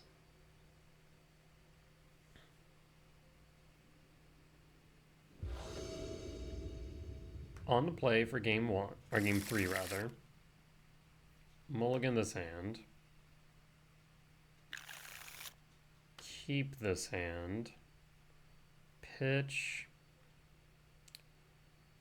Already have the forest, so let's push this Cavernous Souls. Reveal 2 Devourer. Devourer number 1. So there's Thought-Knot Seer, as well as a Kozilek's Return. I think Thought-Knot Seer on 2 will be strong. At the same time, Devourer on 3 is also strong. Can exile Vine Lasher, Gonti's Machinations, Sorin. So let's go with Mycospawn. And let's continue with Mycospawn. Play the forest. Sprawl. On red. Pass. And pass.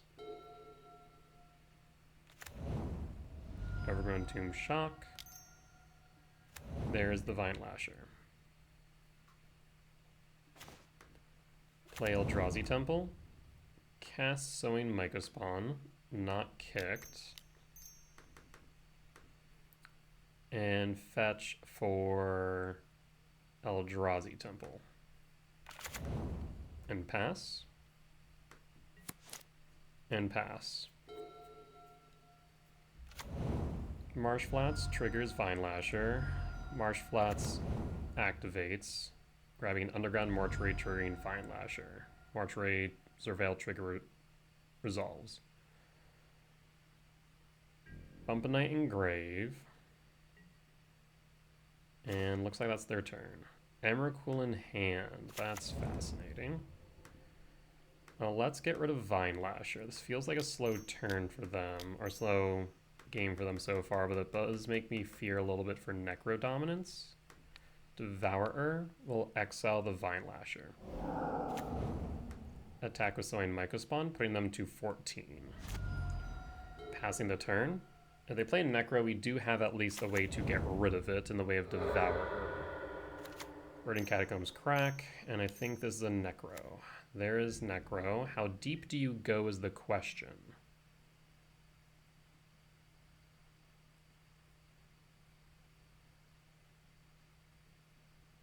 You can't, I mean, unless you find the Soul Spike, you have 9 damage currently on board.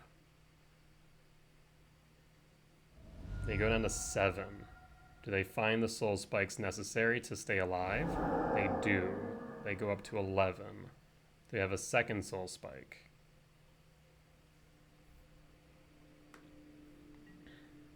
They do not. They will now pitch cards.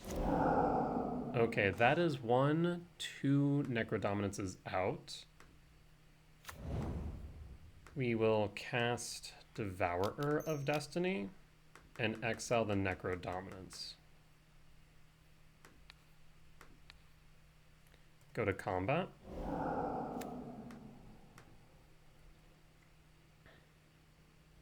They're down to 2 now. Lethal is very much on board, and I don't believe there's enough life gain for them to get out of this.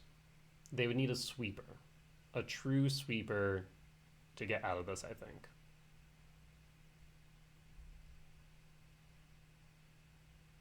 Opponent's looking for a way out. Do they have it, is the question. It's possible their way out of this was to play Sheoldred and then dig deep with, or try and stabilize with Necrodominance. But we did stop that. And for even 4 mana, I don't think they have enough. There's the Blood Crypt. And looks like they shocked themselves to death. Respect, opponent. But we did get there. All right, good stuff. Well, that is another win for round 4. On to round 5. All right, and we are back for round 5 on the play for game 1 against MTG Holic. Not keepable. 1 forest would have made the difference. It's pretty mediocre. Yeah, turn 2 Rumble's nice, but like it's not doing anything after that.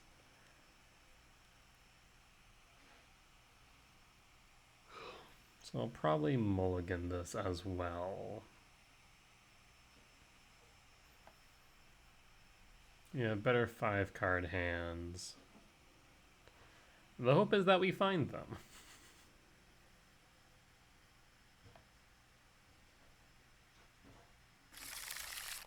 Alright, mulligan. Yikes. Alright, well, we kind of need to keep it. So let's pitch.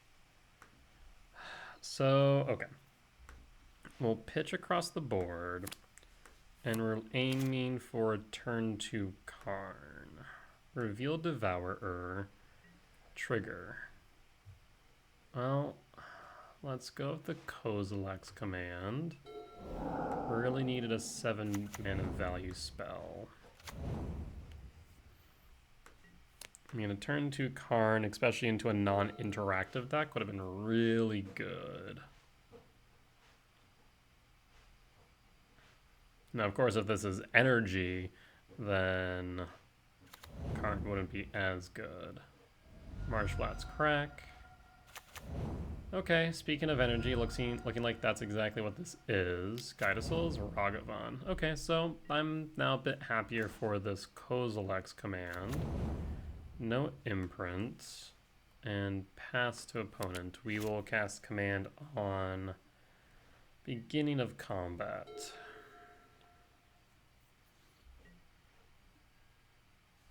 Ragavan will attack. And let's ramp and exile.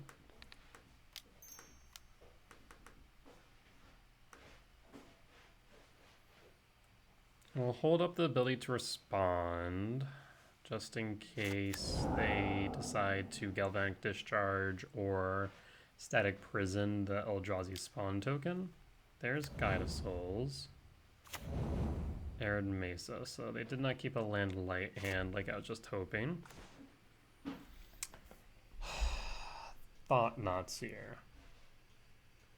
So, on one hand, casting Karn would allow me to maybe bog down the board with something like, I don't know, Ensnaring Bridge. However, they'd still be able to attack this turn, so let's cast Thought Nazier. So apply some pressure, disrupt their hand, and act as a blocker. We'll get rid of Flage. I could really use a land next turn. Can be any land. Pass the turn. I imagine they'll probably play Flage, Lightning Helix me, and pass.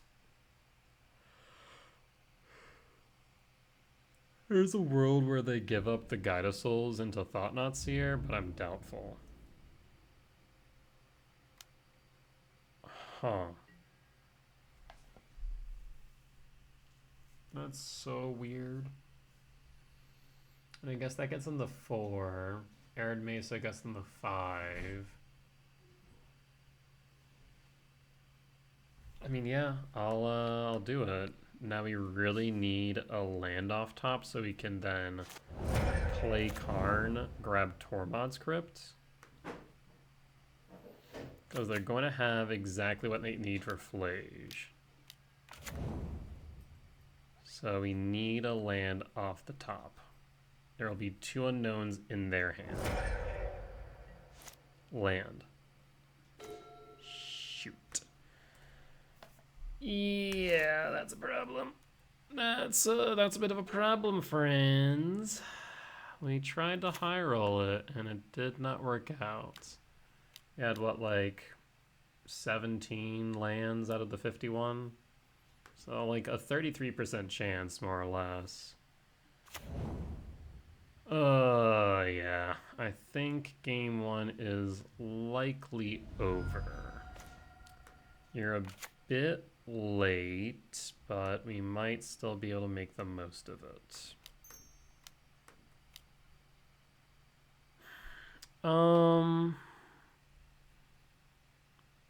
Regardless, we're taking 6 damage next turn, right? That much is a guarantee. If I play Sowing Mycospawn, I can ramp myself into 6 mana for Eldrazi. That's enough for a Kozilek's command to exile Flage. Beside that, though, kinda is nothing. And so we'll be going down to 11. So we can instead cast Karn the Great Creator. We're going to minus Karn and grab an Ensnaring Bridge. We're guaranteed to take 6 damage down to 11 this turn. Karn will likely die to the Lightning Helix trigger from Flage.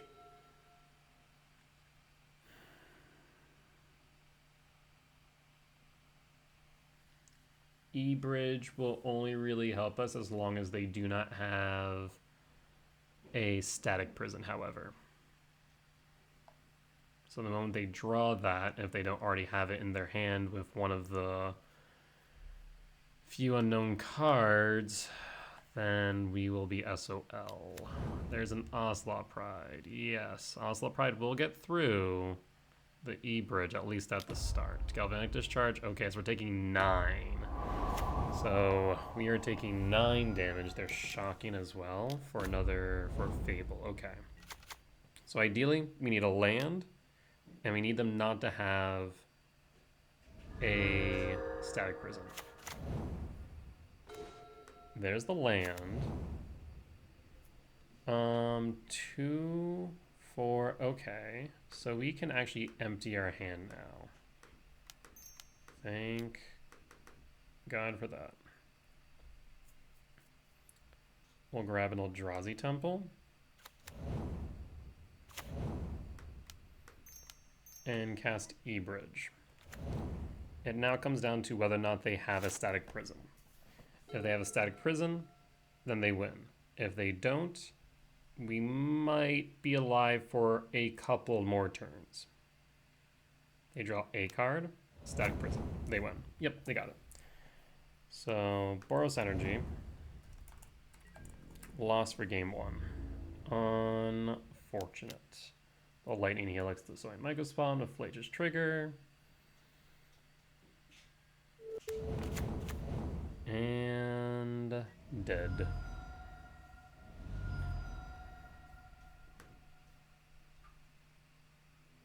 Yep, cool. Well, let's sideboard for game 2. Realistically speaking, no changes. We'll keep the returns. That land was just a turn short. So heartbreaking. That would have been so good for us to place, to like, a turn sooner, go Karn, Tormod's Crypt, clear Graveyard, Sowing Mycospawn, start the ramp. We even may have been able to get another wish off of Karn on top of all that for a Chalice of the Void X=1. Would have been perfect. Unfortunately, just could not get there. Just did not line up right. I think all things considered, we played that well. So I can't complain too much. If you think I could have made any different choices, let me know. I'll be curious.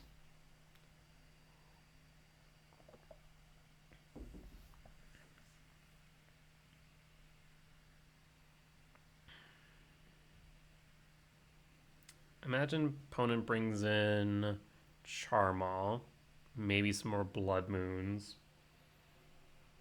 Other than that, I'm not sure. Could be White Orchid Phantoms. We have seen that be played instead of Charmaw. Especially into this matchup, I think White Orchid Phantom is actually better. You can cast it more consistently. That does mean that you need to have enough white mana. The Ragavan definitely helps with that. Ragavan is a scary, scary card.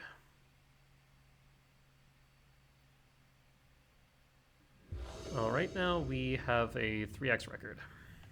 But on the play for game 2.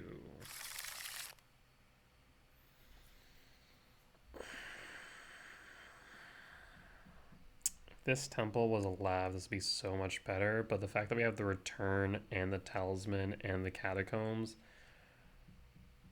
I'll keep it. This might not be the best hand, but I think it is keepable. It's kind of middle of the road, but mediocre.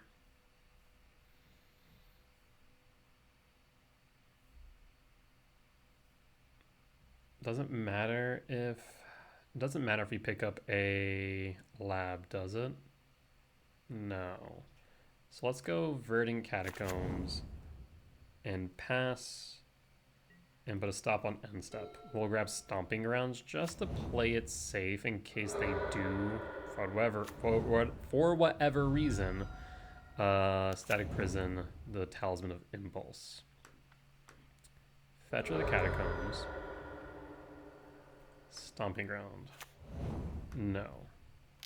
I guess also this way I can cast Kozilek's Return if we draw into an Ugin's Lab. Let's play Eldrazi Temple. Talisman of Impulse. Utopia Sprawl on Stomping Grounds. For green. Okay. Well, we do have a kicked Myco spawn next turn. Let's see what they play here. Mountain. A Johnny.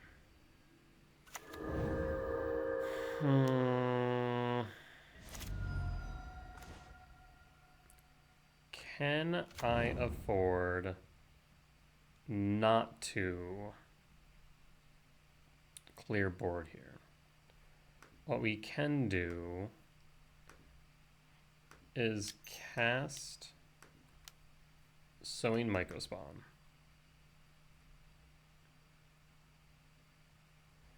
One, two, three, four.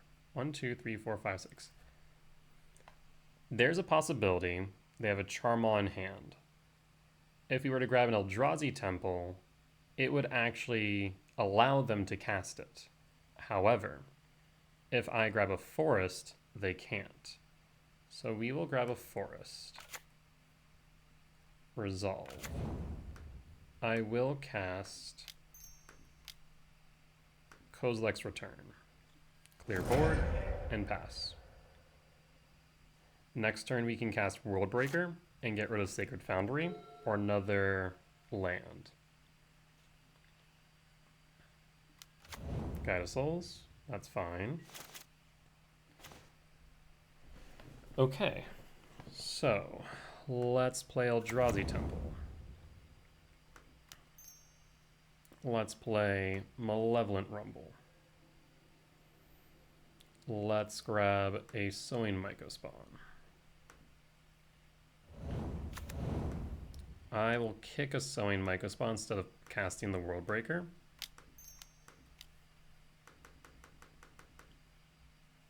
We will exile Sacred Foundry. I will... Okay, so double red, and it would be discounted by 3. So we'll once again grab a Forest. I was thinking about grabbing a Sanctum of Ugin. I think it's better for me to grab a Forest. This guarantees they cannot Charmaw. Attack of Sowing Myco Spawn. And pass to my opponent.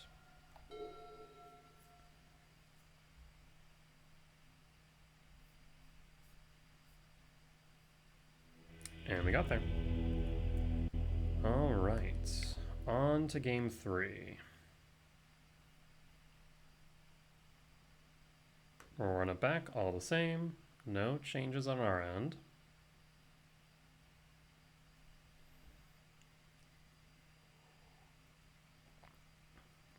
Right now we're still in top 8 contention. We just need to win this. We need to win every single one of our remaining matches.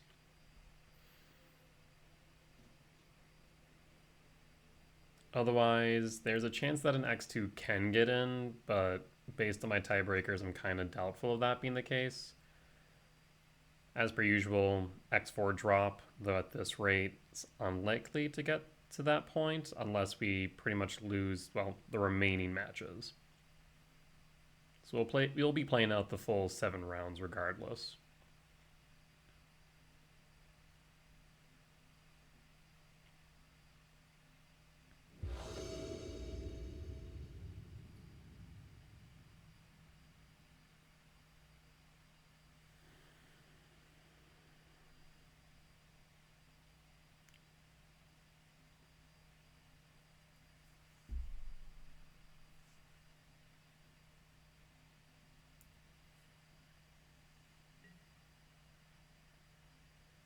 On the draw for game 3.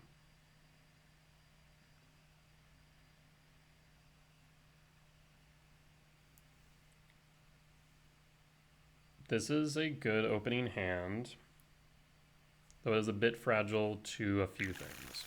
I will keep, however, reveal Devourer, and pass.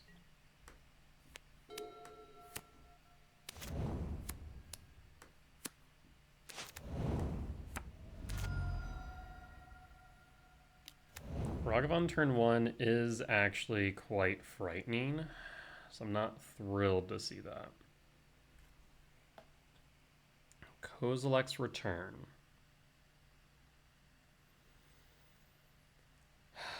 Yes, I think Kozilek's Return is correct here. As much as I would like to grab the command, I think Return is going to be better for us in the long run. Now, similarly, we could go Stomping Ground. Well, actually, no. The only way that's relevant is if we draw into an Ugin's Lab. Otherwise, going Utopia Sprawl red, excuse me, is probably correct.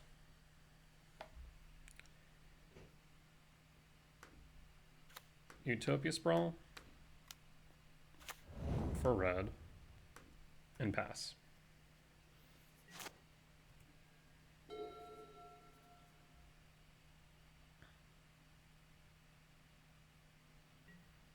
Go to combat.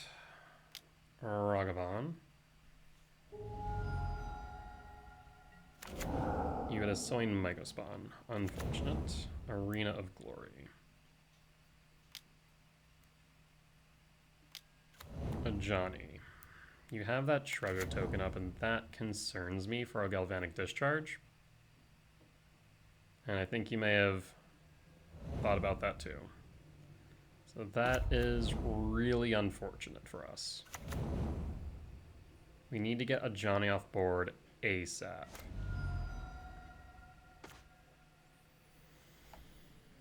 Malevolent Rumble.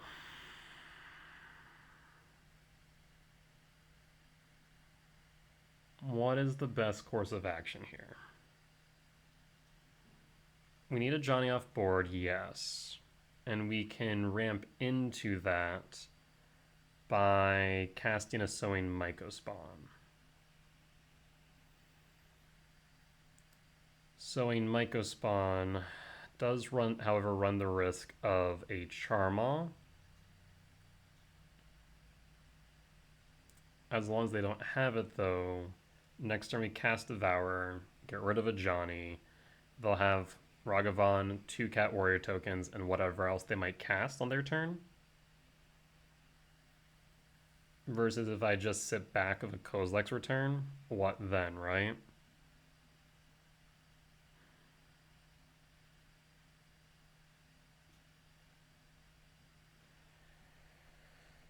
Yeah, let's go for it. So a Mycospawn will eat the damage from a Johnny's trigger at least.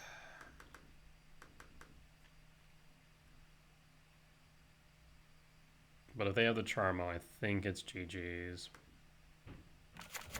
At this point, Charmaw is discounted by 2. So 1 more land gets them there. And they could even haste it.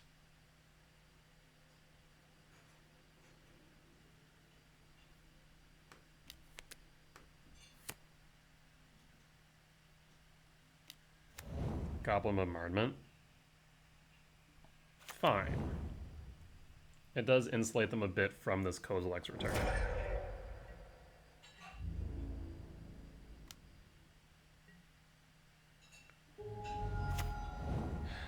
I do wonder if there is a thought to actually casting Kozilek's Return this turn instead of Devourer. Devourer would get rid of a Johnny.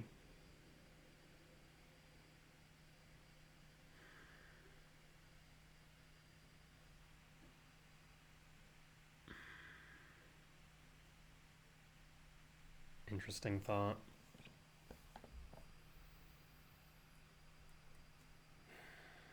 We could have blockers. We could get rid of Ragavan. Or not get rid of Ragavan, but we could block Ragavan.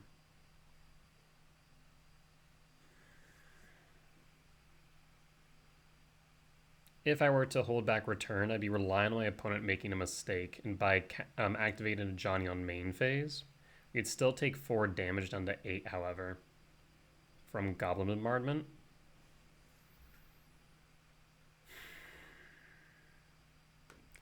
Let's play Stomping Ground, Shock. Down to 10. We're down to a theoretical 7.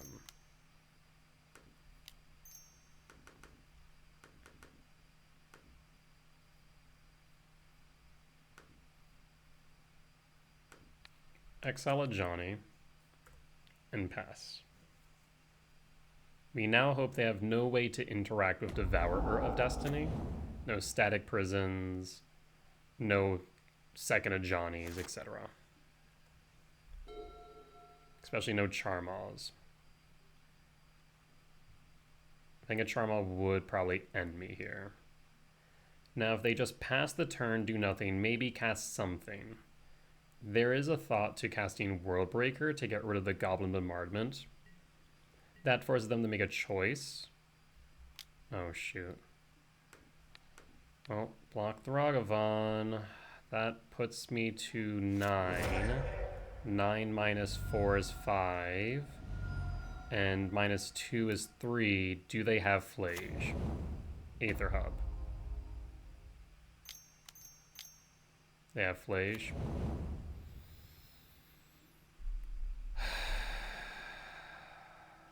Yeah. Unfortunate. Let me know down in the comments what you think the right play there was. Was the right play to cast Devourer to exile a Johnny? Or was the right play to sit back with Kozilek's Return in hand to clear board and still take, what, 3 damage from Goblin Bombardment?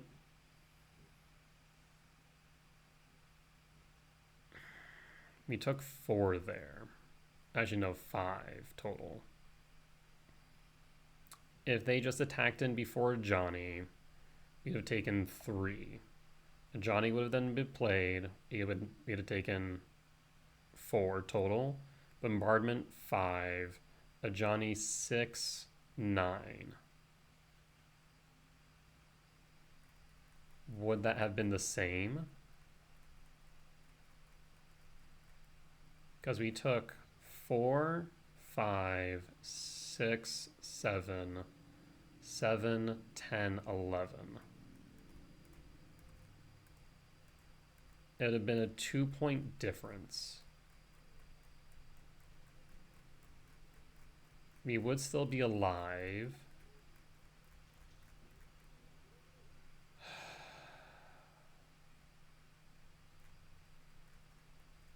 And if our opponent had made the mistake of activating a Johnny on main phase, we'd have taken 4, 7, 8. It would have been a 3-point difference if we held the return instead.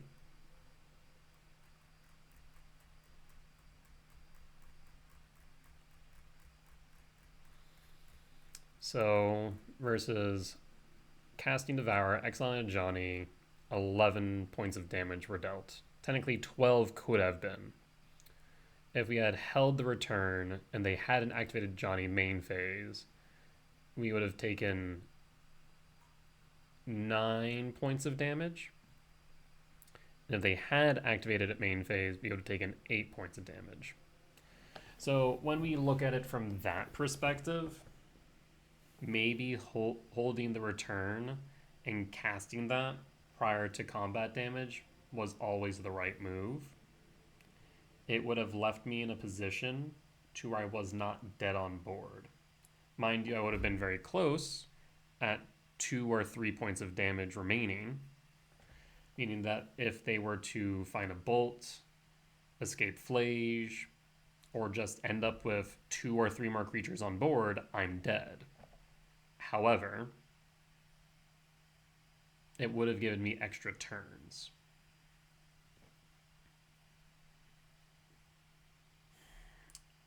Maybe I should have done the math prior to of how much damage I would mitigate between the two options.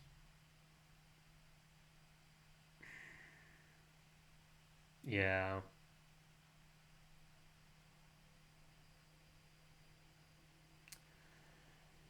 I think that in retrospect, after laying out the options and how much damage I would have taken through the 3 different lines, really 2, but technically 3 in case our opponent makes a mistake, I should have held the Kozilek's Return. Again, let me know in the comments down below what your thoughts are, and if I should have held the Return or casted the Devourer. I'm curious on your guys' thoughts. That being said, that does mean that we have an X2 record. It is now unlikely that we are in contention for top 8. However, we are still definitely in contention for prizing in top 32 all the way up to top 16. So we'll definitely play out the final 2 rounds. That being said, I'll see you guys for round 6. All right, and we are back for round 6. On the draw for game 1 against Dylan's Hyper. Hand's a bit meh. We really would need a Temple to make it better. Otherwise, we're looking at a turn 3 Mycospawn. And we have no 7-drop, so an Uggin's Labyrinth doesn't make the cut either. I think I will mulligan here.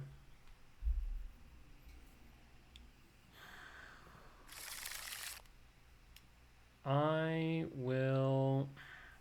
So, looking at this, right, we can go Forest Utopia Sprawl on red, Malevolent Rumble, and then potentially have, what, 5-6 mana on turn 3?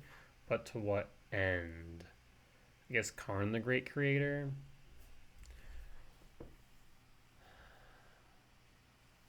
I will keep... Pitch the Wooded Foothills and run it by them. I also gave some thought between rounds about my last play in the Boros Energy matchup.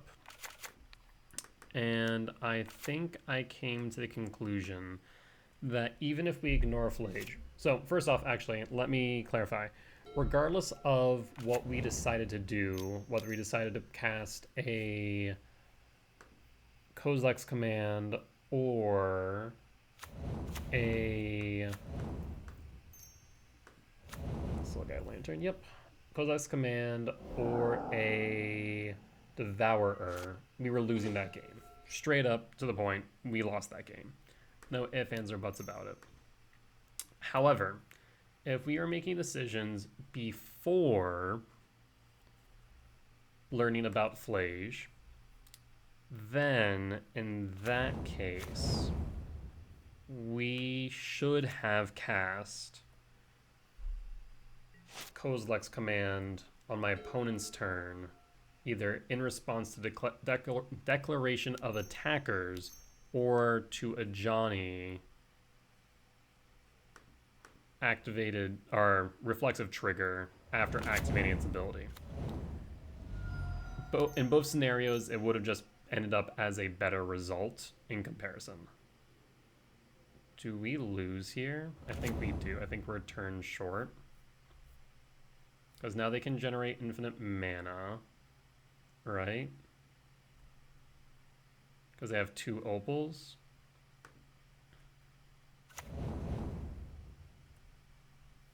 Yeah, I think they just win.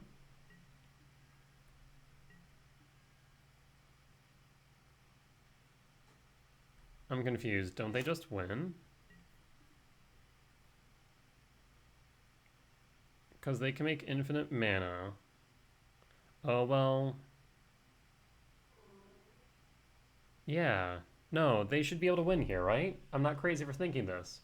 Because if they just mill themselves, eventually hit an Underworld Breach, make enough green mana, make Shifting Woodlands into an Underworld Breach, they can then bring back anything from their graveyard to the field. Yeah, no, they 1000% have the win here. But now they don't. So that gives us a golden opportunity. We will play Ugin's Lab. Imprint Worldbreaker. Cast Karn the Great Creator. Crack Mishra's Bauble.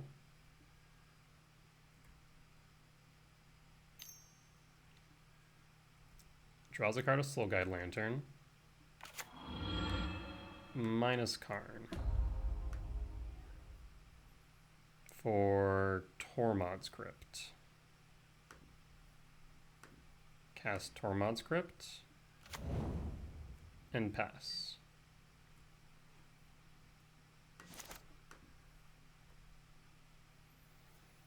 Hold up the ability to respond, but otherwise I think we're solid. Tamiyo. No, Scouting Tarn. Activate Scouting Tarn. Stomping Ground Shocked. Underworld Breach. This would allow them to cast Unholy Heat.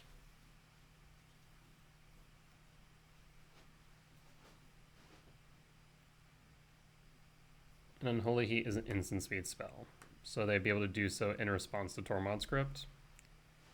Because if they go Unholy Heat, they exile 3 down to 8. They can exile the right ones. So yes, we need to Tormod's Crypt. Okay, and that resolves. Tamiyo. Tamiyo resolves. Haramite resolves. Yep, this is a-okay by me.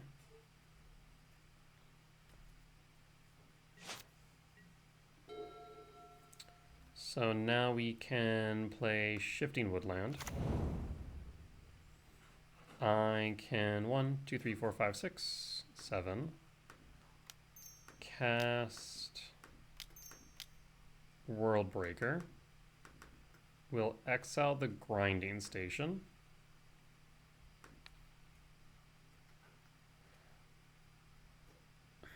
Is there a world where we want to exile the Shifting Woodland instead? So they can't Underworld Breach? Okay, regardless, opponent concedes. I do think that we should actually exile the Shifting Woodland, and then we will minus Karn for Chalice of the Void. Alright, well, we'll go to sideboard. Win for game 1. I'll bring in Stonebrain. And run it back.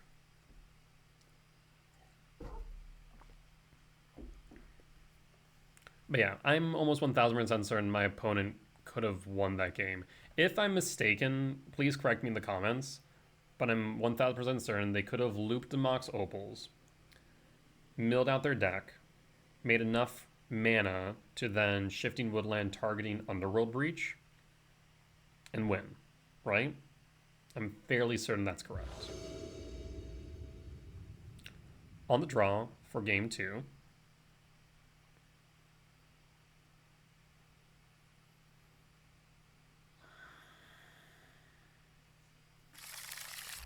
mulligan. Like at a glance, I was so hopeful for this hand and then just realized there's just like nothing that lines up.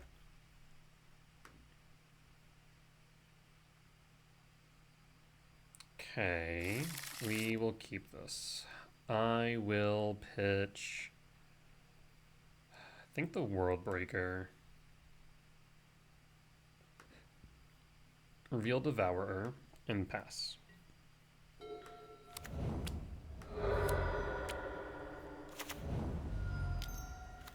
Tamiyo, Bauble, pass. Trigger on the stack.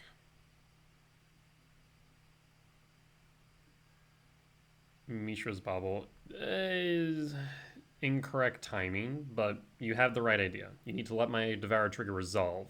Then I'll be able to. Kozilek's command would be beneficial. A temple, though, would allow me to ramp into more things. Thought-Knot Seer obviously allows for disruption. I think we go for temple, though. I normally do not like casting the Stone Brain without the ability to activate, but I will do it this time based on sequencing.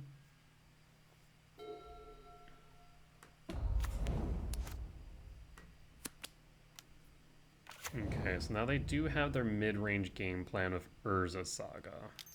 So even if we were to get rid of Underworld Breach, they do have a way to interact with me. Malevolent Rumble. We'll grab the Shifting Woodland.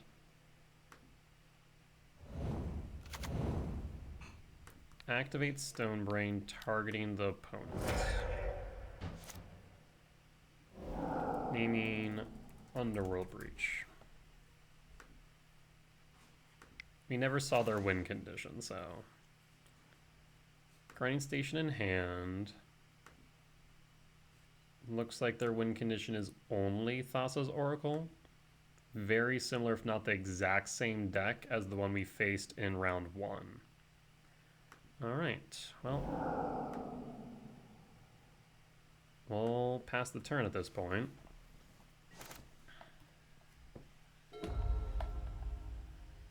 The only thing we really do need to be worried about here is these constructs are going to become big quickly. So I'm a little bit worried. You really need a Karn into an EE at this point, though this Kozilek's command is going to be very useful. So we'll just hold up the Kozilek's command. They will make a construct.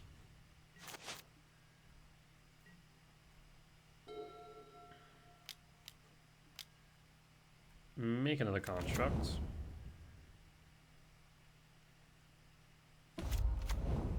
Grab a Mox Opal.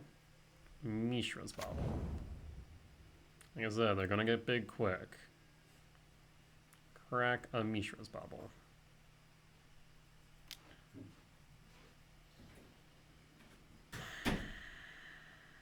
Tempted to exile the Mishra's Bauble, but it's one of many.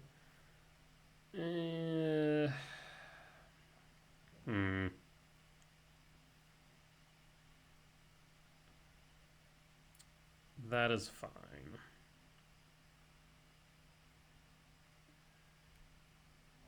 I do need to get rid of this Tamiyo, otherwise it will get a bit tricky. Makes a clue. Kozilek's command.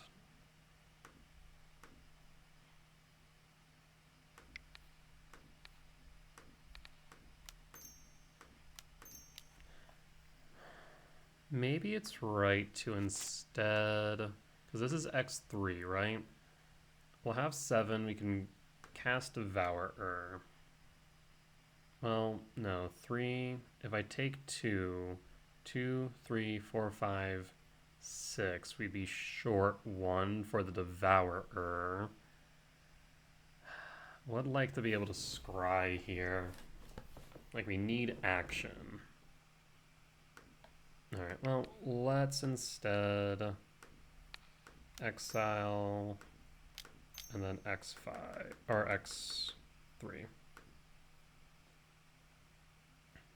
Unless you have a consigned memory in hand. Okay, you do not.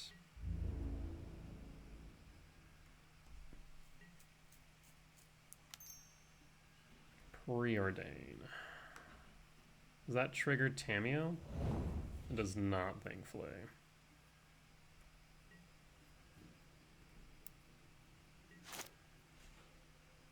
Bauble trigger. We will return Devourer of Destiny to hand. I'll play a Shifting Woodland.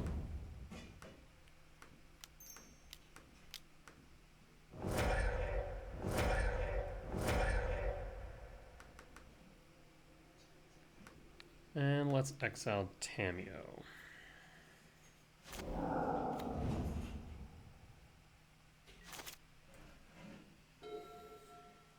And we'll be able to block the construct token, which is good. That looks to be an unholy heat, so we can no longer block the construct token, which is bad.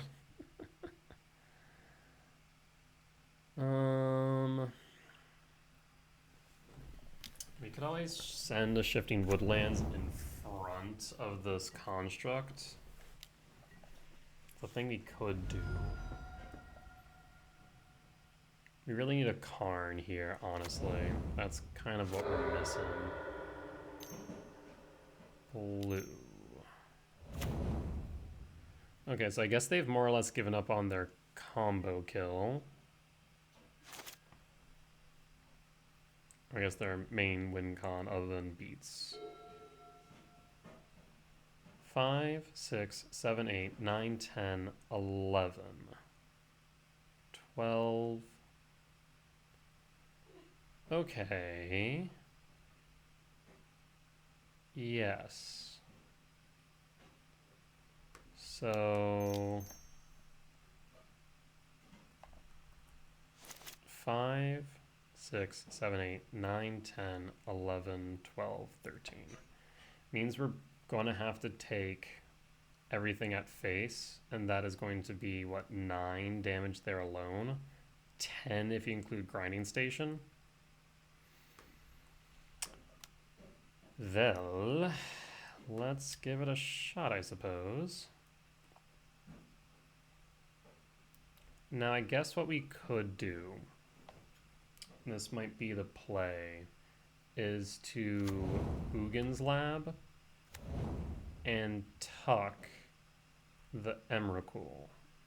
This way, if we were to lose in a pinch, I can throw Shifting Woodlands in front of the construct as Devourer of Destiny. Okay, well, we'll return that to my hand. Seiji will trigger. I will grab it first. Let's do Stomping Grounds tapped. Okay, well, do we die? That's the question. Right now we're looking down at 8 damage, 9 damage. Sorry, back to 8.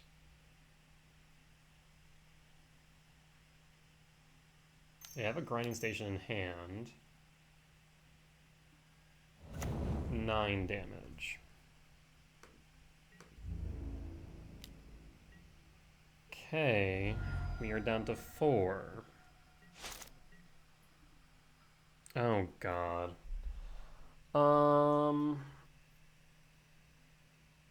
So either ways we lose to a consigned memory, right?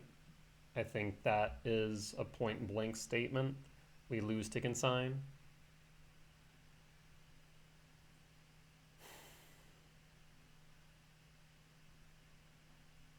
So do we cast Emrakul or do we cast Karn? They have 2 mana. So yeah, no matter what, if we get hit by a consign, we lose. Karn would allow us to clear the board of 0 mana spells. Mana value permanents, rather. That's still 2 damage coming at my face, down to 2. I don't know of a way where they could haste in an additional 2 damage. Though if they ignore a Karn, then they'll pay for that, right? Otherwise, I can pretty much clear their board of cards, but not in a meaningful way. Just with Grinding Station.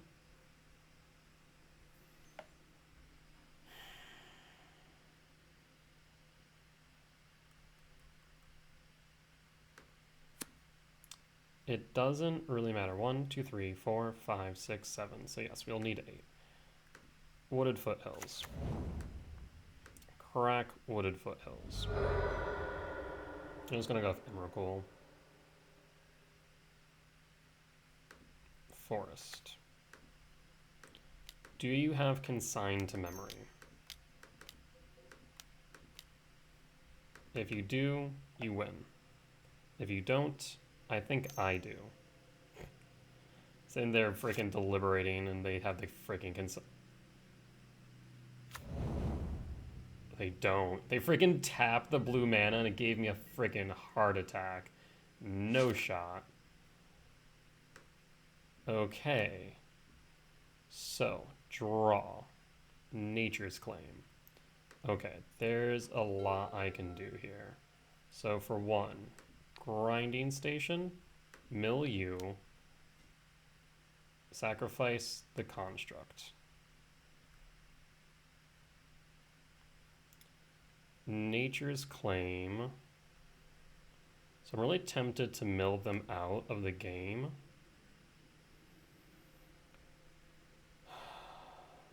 We can float mana from Mox Opal for blue. We can Emery target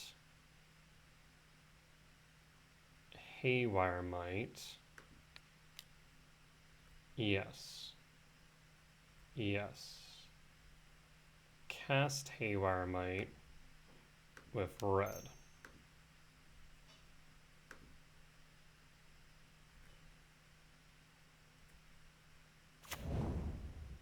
Grinding Station untaps.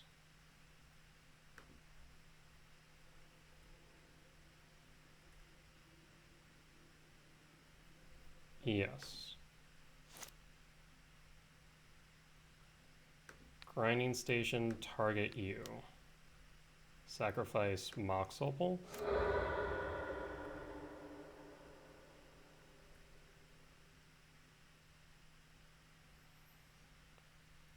We can play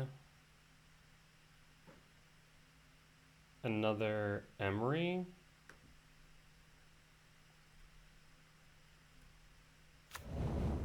Emery ETBs. Oh, keep which one? Doesn't really matter. The one that's tapped. Trigger on the stack. Mill more. So I would like to Nature's Claim, target Grinding Station. Pay the green.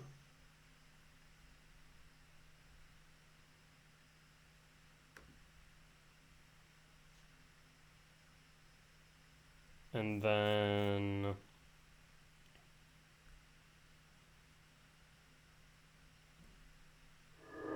that's gone. And then let's exile Bauble.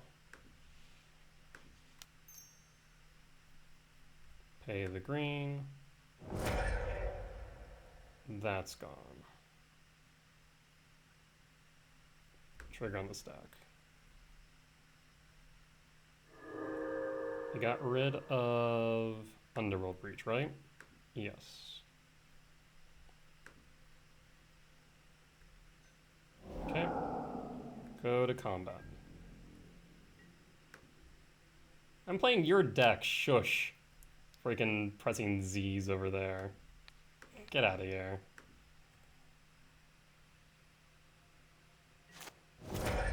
Alright. And we're good.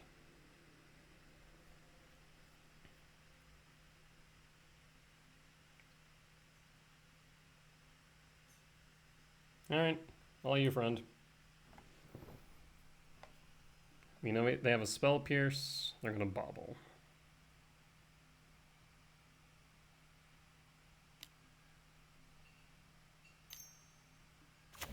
Haywire Might, I guess they get rid of the Talisman.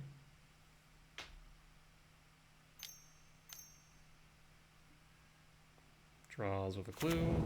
Scalding Tarn. Down to 22. Stomping Ground down to 20. Red. For what? Unholy Heat doesn't do it.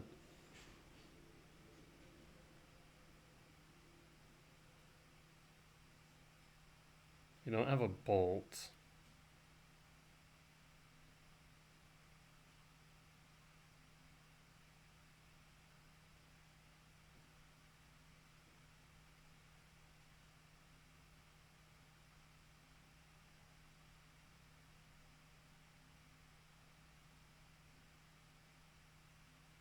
What you thinking here, friend?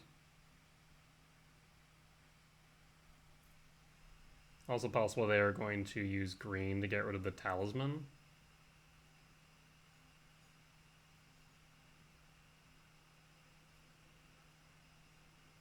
That'd be my only thought.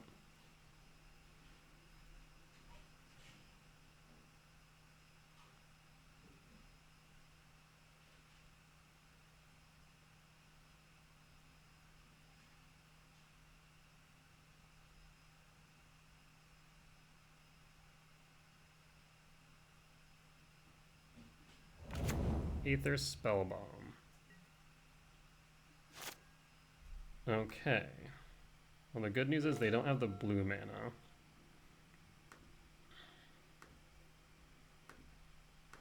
One, two, three, 4, 5, 6. No, so we can't.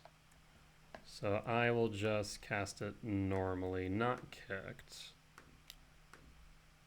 2, 3, 4. So I Myco spawn. I'll grab a Eldrazi Temple. And then cast Karn the Great Creator. Minus Karn. And grab a Tormod script just in case. Go to combat. 13 in the air.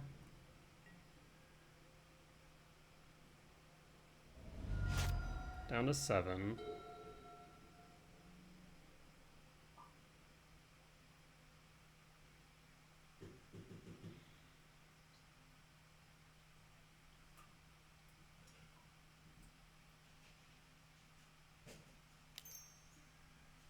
Tamiyo. That can block 3 damage in the air.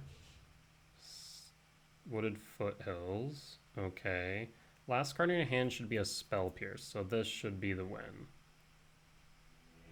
Alright, and we got there.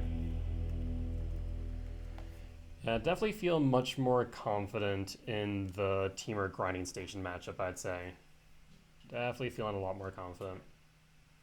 With that being said, we'll be back for round 7.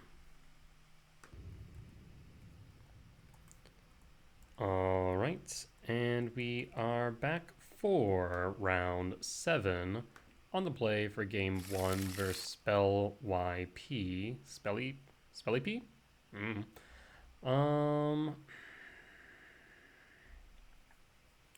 Like a Utopia Sprawl would have made this so much better, and Ugin's Lab, another temple, so much.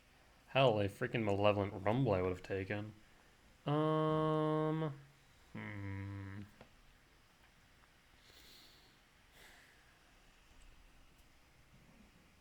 Excuse me. Excuse me again. I'll keep it. It's not my favorite end of the world, but I will keep it. Play Temple. Pass.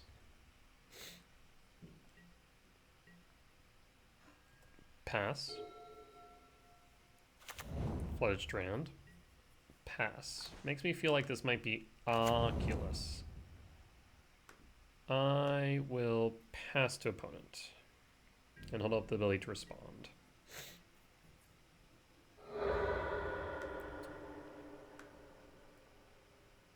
Yes, that resolves. Flesh Drain resolves, and you will grab a Undercity Sewer. So yes, this looks to be Temur Oculus. Though it could be Sultai again. There's a non-zero chance. Marsh Flats. Fetch.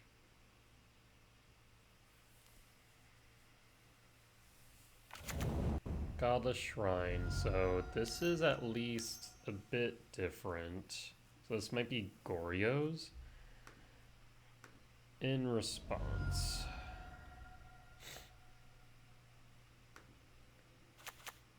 So this could be Esper Midrange, question mark? Yeah, looks like Esper Midrange.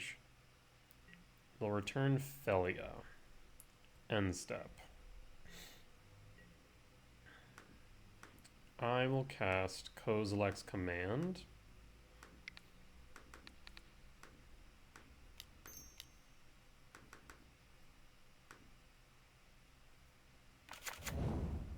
Ugin's Lab on top.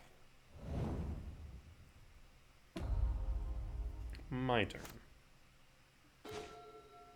Utopia Sprawl. Well, let's play Ugin's Lab. 1, 2, 3, 4, 5, 6. Let's imprint. So we're at 9. Let's imprint a World Breaker. And we could just get rid of Felia in hand with a Thought-Knot Seer.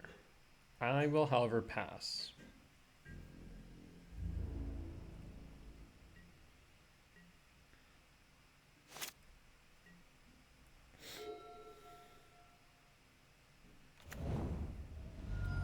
Witch-Blessed Meadow. 3. Flicker Wisp. So it's going to flicker the Overlord.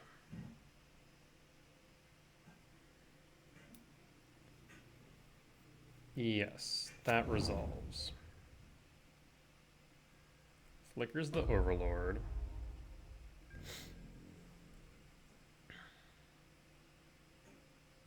On end step, Flicker Wisp triggers.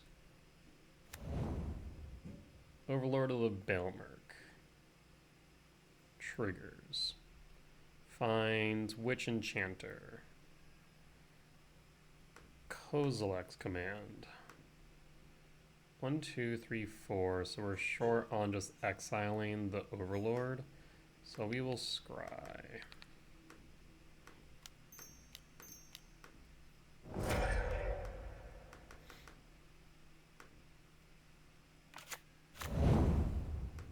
I think just bottom all. So actually 3, 4, 5, 6, 7, 8, 9, 10, 11, 12. We could use a land.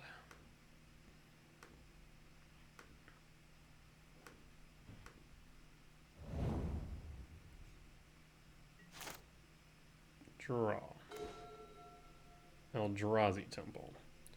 3, 4, 5, 6, 7, 8, 9, 10, 11, 12.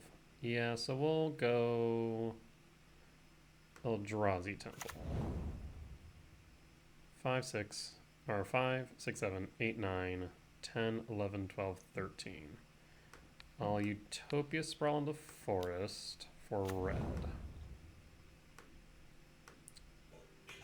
Emrakul, the Promised End. Actually, I regret playing the Utopia Sprawl. The reason being is if they have a Solitude, we're SOL here. Actually, no, we can kind of play around if they have a Solitude. I have ideas. Emrakul. And if they don't, then I think we win.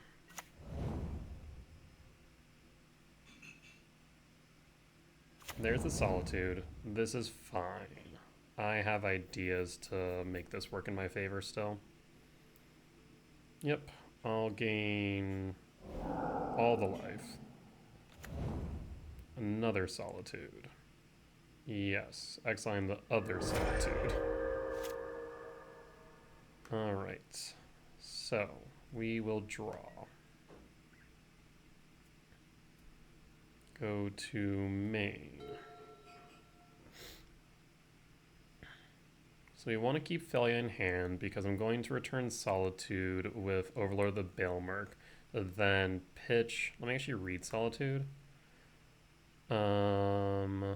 Target creature, yes. So then exile Overlord of the Baelmerk. We could use Orcish Bowmaster to get rid of the Flicker Wisp. I do not want to cast Satoru.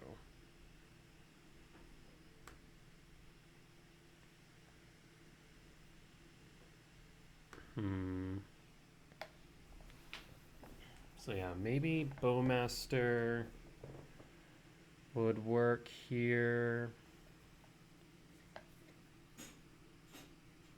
So let's go with Orcish Bowmaster. Black. Oh, maybe we shouldn't do this though. No, this is actually fine still. Orcish Bowmaster, ETBs, trigger, target. Get rid of Flicker Wisp. Make a my Orcish army token. I will have to attack with the Overlord of the Baelmerk. Trigger.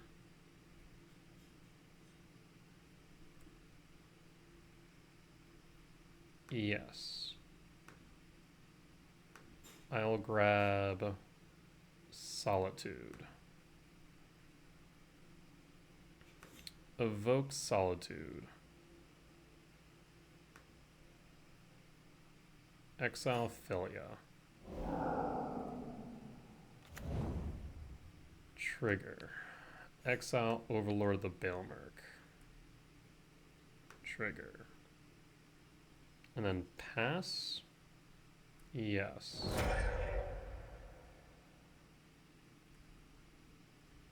And pass. Okay, so not the greatest turn in the world, but still not bad. These with a Baelmerk and a Satoru. We can get rid of the Baelmerk with Worldbreaker.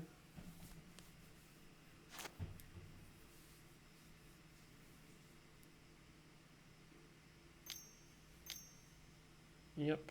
So we'll cast both.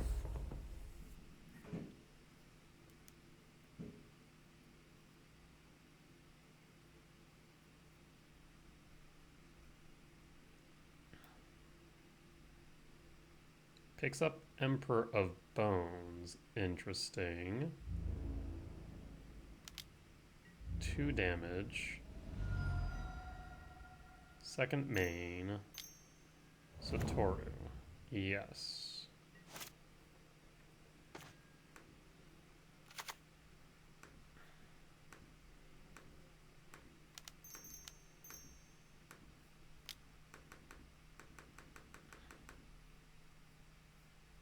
We will exile Overlord of the Baelmerk. And pass. We may have wanted to leave the the Ugin's Lab with Worldbreaker underneath up in retrospect. Emperor of Bones. Solitude. Adapt. We'll draw a card of Satoru.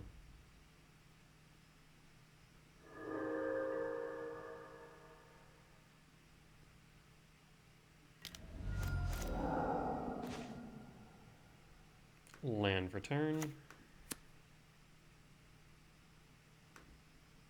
Cast Worldbreaker.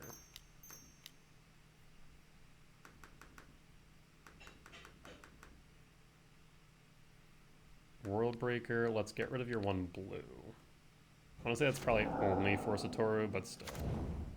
Pass.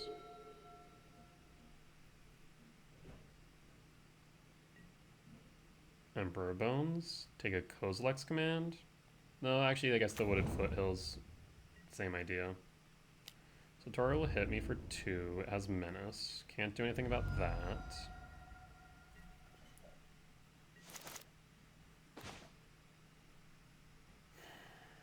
Double Thought Knot?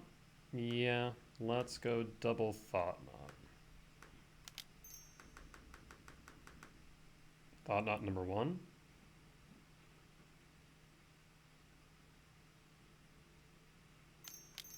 Felia? Yes. That does make that Emperor Bones a bit of an issue. Because they can make it so that way... Well, we'll get rid of both, so I guess grab the push.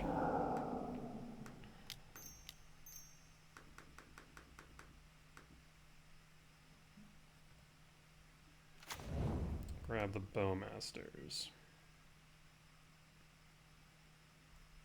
No attacks.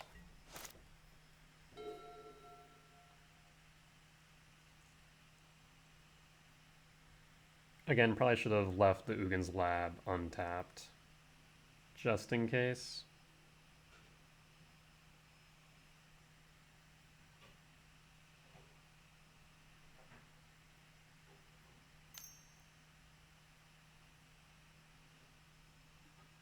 Efem the Emperor.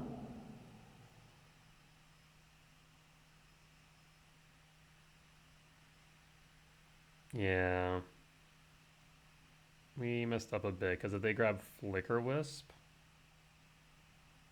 there's a way they can make it work.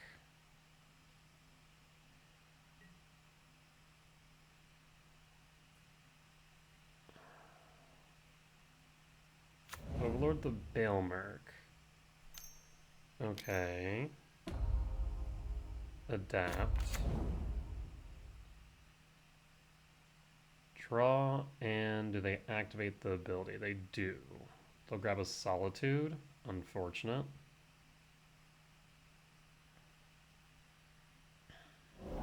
Solitude. Pitching a Flicker Wisp. Yikes.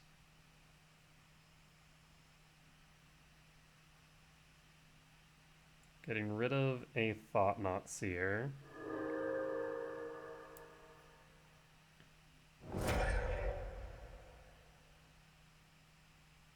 Okay. Guess if you attack with Felia, you can flicker the World Breaker, or you can flicker the Overlord. You flicker the... Oh, you activate Overlord, you flicker the Overlord. You, my friend, are going to run out of cards.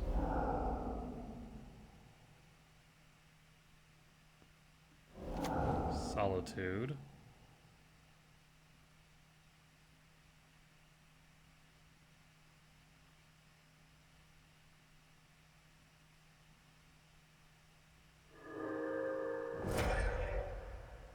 And we will block the Felia.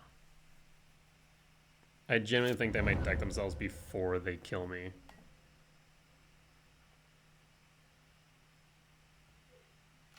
Activate Overlord again?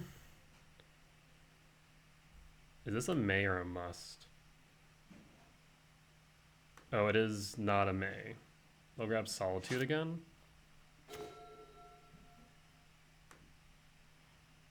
Return World Breaker to hand.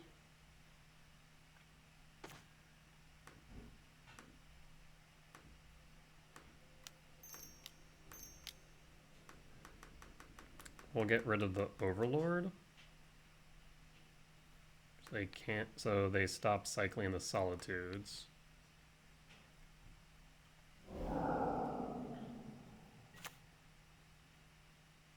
And we'll just hold up the blockers. Efem. Imagine they Efem Emperor the Bones to reset it again.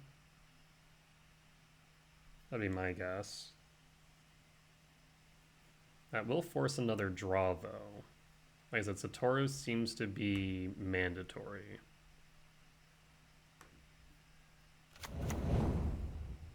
Satoru, yep. Down to 5 cards. You want to Solitude me again to gain more life? Hell, Solitude the Thought-Knot Seer, draw a card while you're at it. Draw 2, in fact.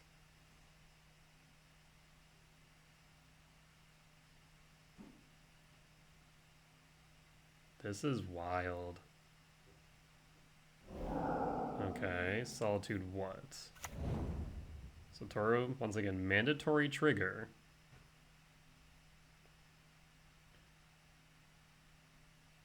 Gets rid of World Breaker. I'm up to 40 life.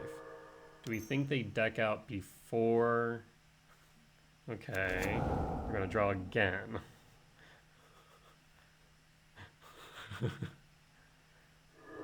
And again. Friend. I think he might be running out of life. Or running out of cards. You have 3 turns, and that's if you don't trigger Satoru again.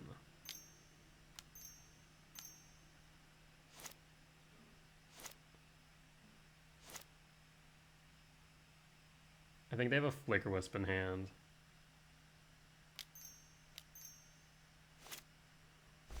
I guess you could flicker my Forest, Emperor Bones, okay.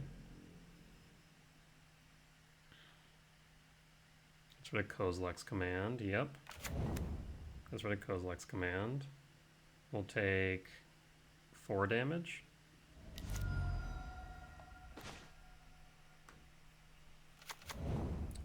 Pass the turn.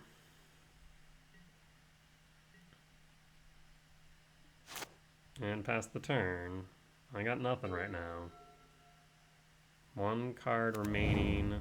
Shadow Backstreet. Put it in the graveyard, why don't you? Be my guest.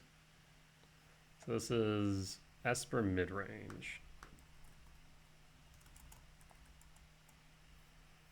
Can they kill me? That is the question. They have 2 turns. I guess 2 attack phases, more accurately.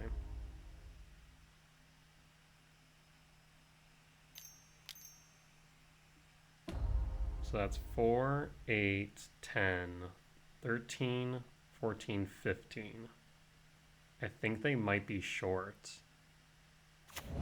Oh, there's Solitude.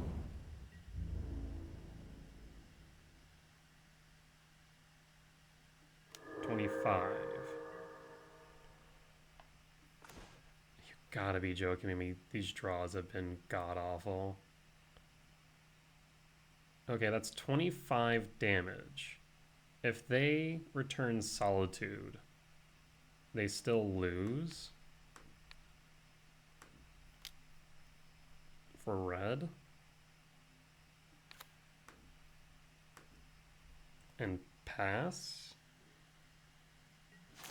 Is there a way they could win this? I don't think so.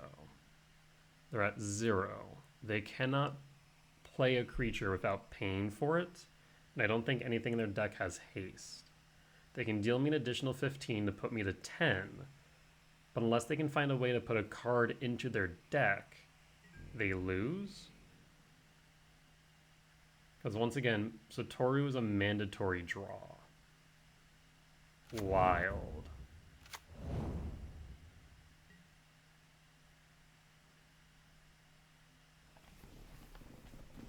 Alright, down to 10.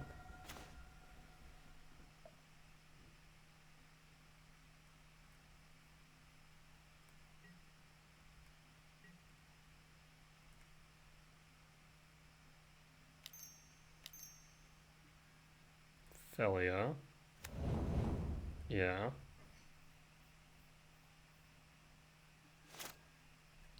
And... Alright, well that sure is a way to win. Not the way I was expecting to, but it worked. Do I think that was self-inflicted? Yeah, kind of.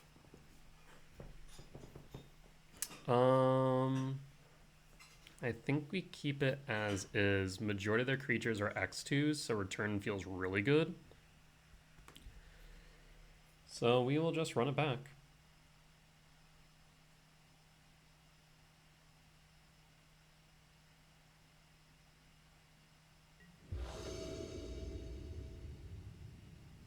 on the draw for game 2.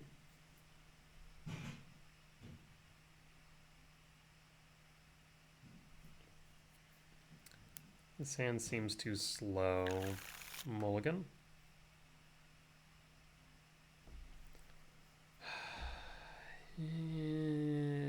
We'll keep it. Pitching the Misty Rainforest. Now, mind you, they likely have White Orchid Phantom in now.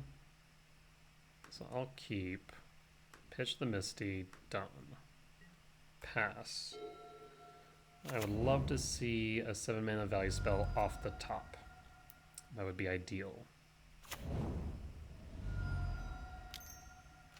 Aether Vial, yes. Plays into Satoru. Stomping Grounds, tapped. And pass. And pass.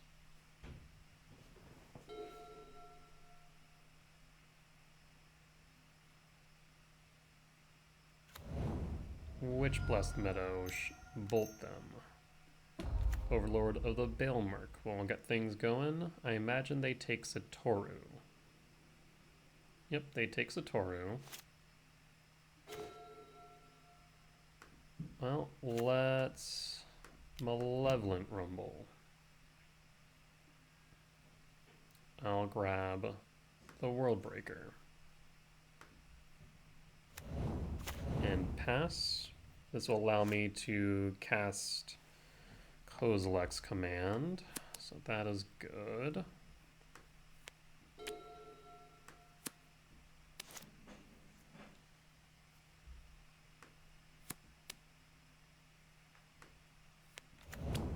Shadowy Backstreet. Surveil trigger resolves. Finds an Overlord of the Baelmerk. And I feel like they might have a Felia that they're going to cast on my end step. So we want at least 2 mana held up.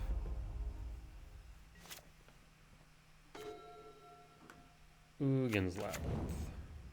Trigger. Trigger resolves. I could play the Talisman here.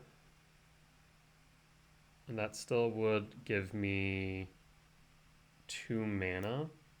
Or rather, 4 mana for an X2 Kozilek's Command. Otherwise, I can go X3, which kind of ends up being the same thing as the Talisman, just... Yeah, let's just hold up the command. Let's see that Felia. There's no way you don't have it. You might even have a White Orchid Phantom on top of which. Aether Vial resolves. There's Satoru. You'll draw a card.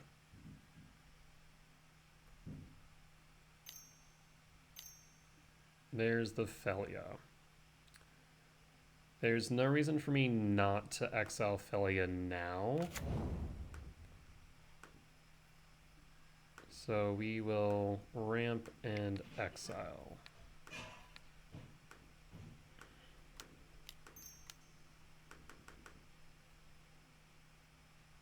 And done. All right, and we pass it back to our opponent.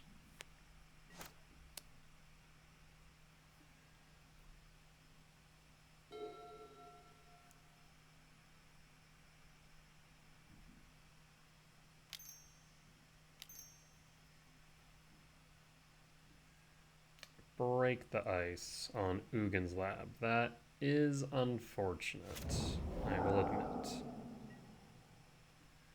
Begin combat. Honestly, I'm not sure Break the Ice is right in this matchup. Like, it really doesn't do as much damage as it would in, like, Eldrazi Tron. 3 cards in hand. Well, we'll play Eldrazi Temple. And pass, once again holding up Kozilek's Command. Aether Vial. Let's see what you put in. Yes, you'll draw a card of Satoru. I'd rather you not, but White Orchid Phantom. Yes. So Toru draws. I'll float. I'll let White Orchid Phantom resolve. Yes, I'll grab a forest. I will then... Let's scry and draw, because if they have a flicker effect, I don't want to get totally blown out.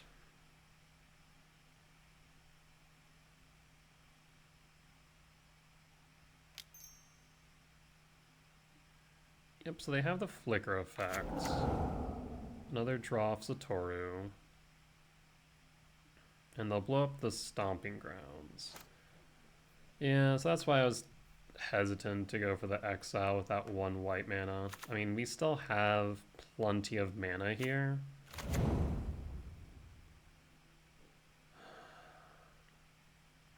Wooded Foothills? No. Ugin's Lab? No. Sowing Mycospawn. Top. Command. Top. Thought Knot. Top. And draw. Pass.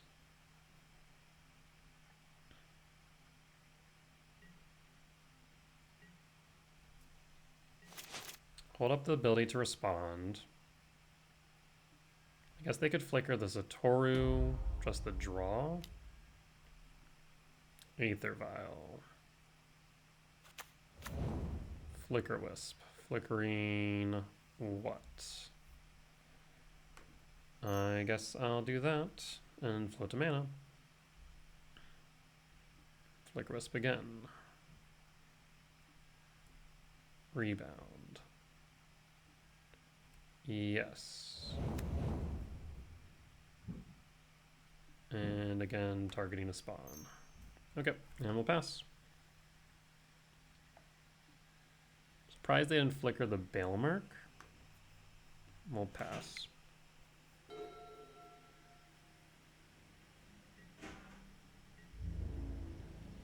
I'll take the 4 down to 16, down to 14. Balemark ticks down.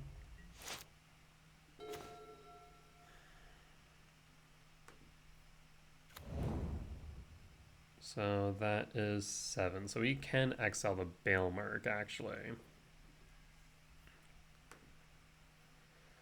Do we play Thought Knot, or do we aim to exile the Balemark? That's the question. I will pass back to my opponent, holding up the Kozilek's command.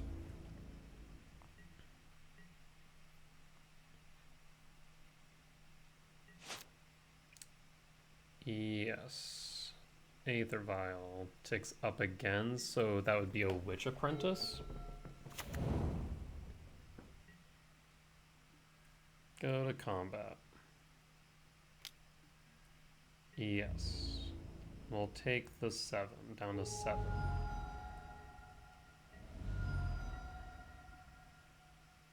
End step. Trigger. Trigger resolves. Kozilek's command.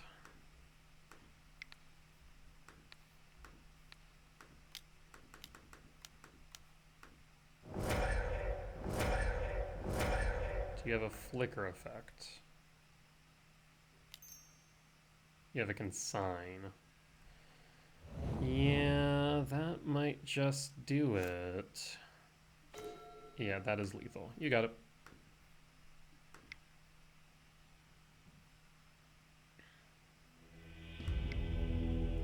Alright, lost for game 2. Yeah, knowing about the consign, maybe we should have cast Thought Knot Seer to clear the way.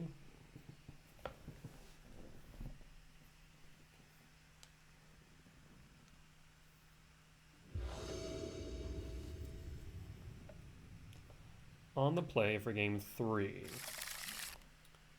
I'll keep this hand.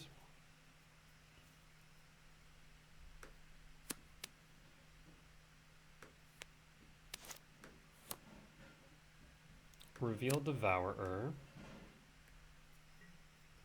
Trigger. Eldrazi Temple does allow for a turn 2 Thought Knot, so we'll go with Eldrazi Temple. Play Temple, pass. Pass.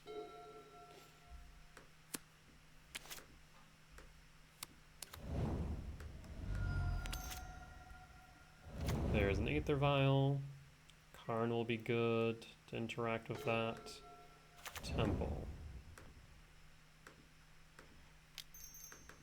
Thought Knot Seer.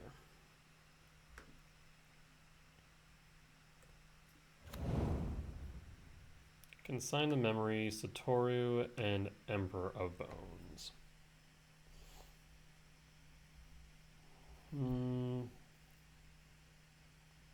Let's grab the Consign to Memory. Pass.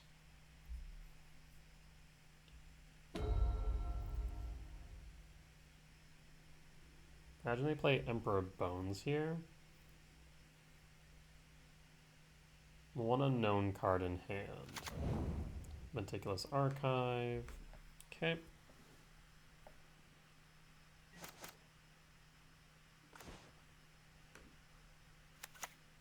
Let's go to combat.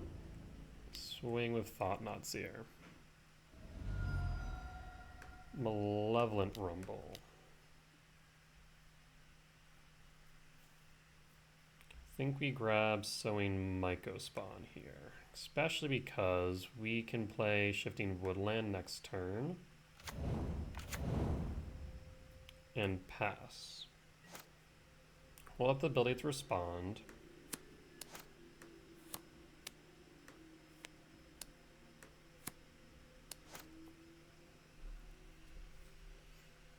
I guess they will play Emperor of Bones. Yeah, they're incentivized to do so, right? One downside of doing this way. Because they'll play Satoru, they'll play Emperor of Bones. Or I guess they can do either or. They, put in play Satoru with Aether Vial. Satoru draws a card. Imagine they'll play Emperor of Bones to eat the Emrakul. Flood Strand. There's the Emperor Bones.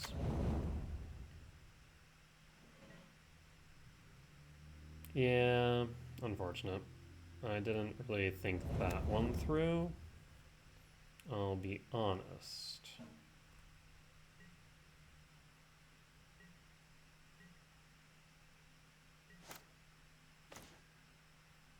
Let's play a forest. Let's cast Devourer of Destiny. Actually, first. Cancel. Go to combat. Attack with Thought Knot Seer.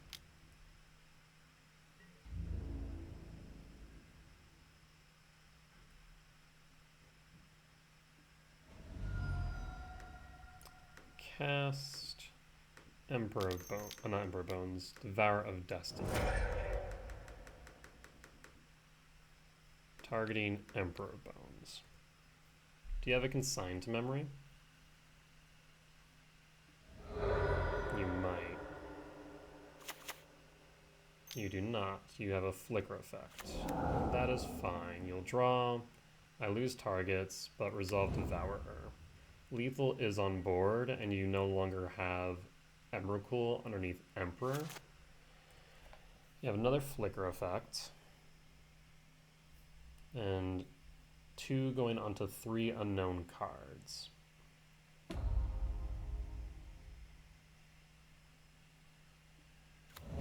Flickering Satoru draws a card. Aether Vial up to 3.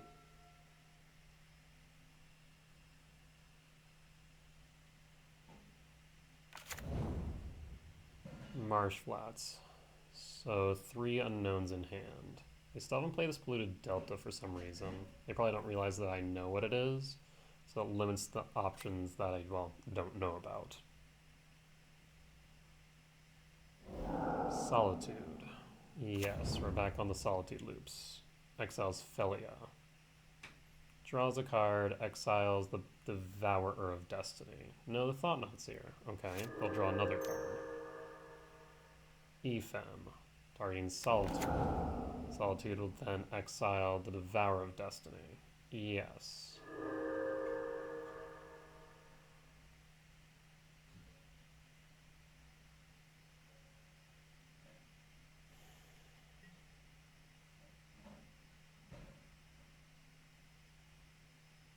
Bones takes Devourer. You could do that now. And they will. So that'll be 10 damage down to 20. So at least keeping my life total reasonable, I guess. Now they do have that rebound for the Ephem, which makes me hesitant to cast a creature right now. However, if I were to play Karn, what would be the major benefits?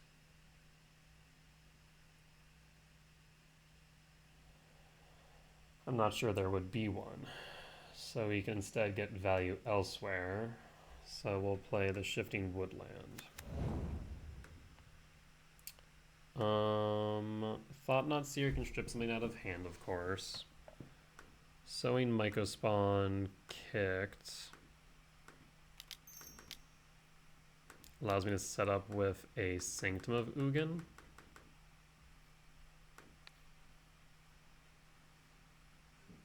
Let's get rid of their untapped Godless Shrine. Maybe we should got rid of the Archive in case of Consigned Memory in retrospect. Yeah, in retrospect that would have been the right move. Sanctum of Ugin. Black. Fatal Push. Fatal Push.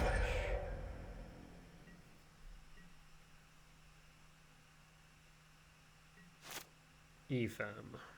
Flickers.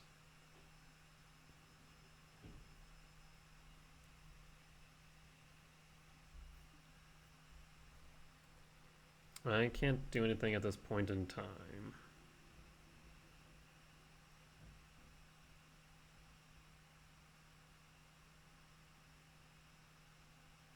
I swear, if this deck gets popularized and sees more and more play, I'm going to stick a Torpor Orb in my sideboard for Karn.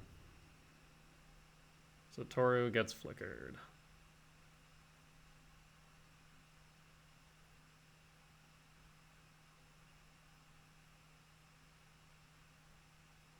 But yeah, we should have gotten rid of the Meticulous Archive in retrospect. They still have the Pluto Delta, so in the grand scheme of things, they're going to have a blue source regardless of what we do. But I likely should have done that.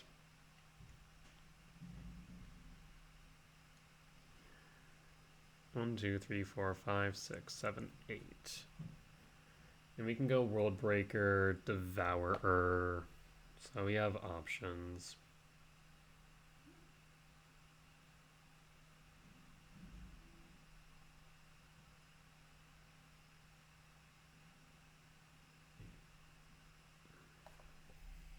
Oh, and looks like my opponent may have disconnected. That's not good timing given that their clock is about to hit the 5-minute mark. Hopefully this doesn't cost them the game.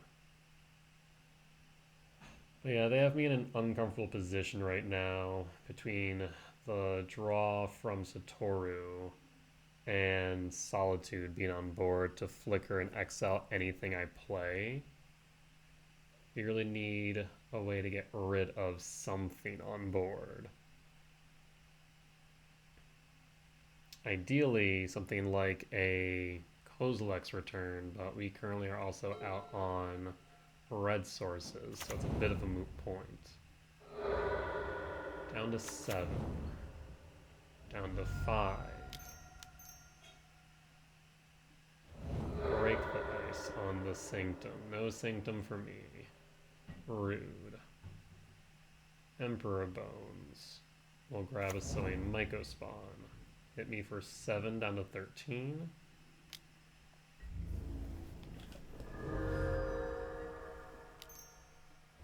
Aether Vial. Another Forest.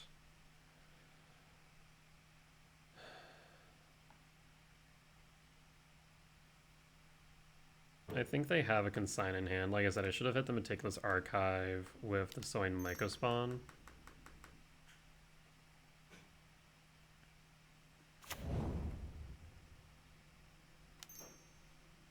Ephem on the Solitude. Yes, that's fine. Satoru, trigger. Yes, that's fine. You draw. Trigger. Thought Knot triggers. Draw. You do have the Consign, as I suspected, so we will get rid of the Consign. Cast Karn the Great Creator. Minus Karn. Grab Ensnaring Bridge.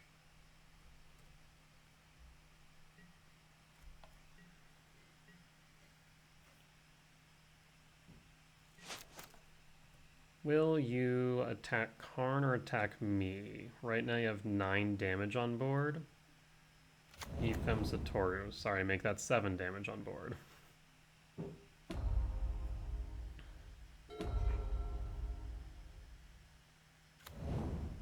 Undercity Sewers.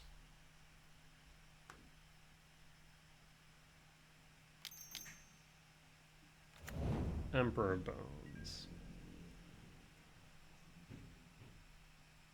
I guess take the Sowing Mycospawn for what it's worth. I guess you could haste it in for another 7.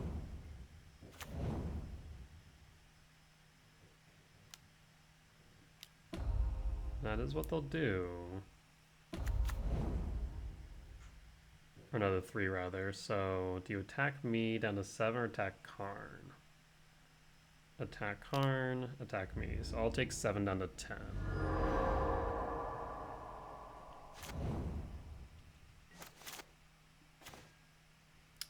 Well, Verdant Catacombs. 1, 2, 3, 4, 5, 6, 7, 8, 9. 1, 2, 3, 4, 5, 6, 7, 8, 9. So we're 1 short on doing both.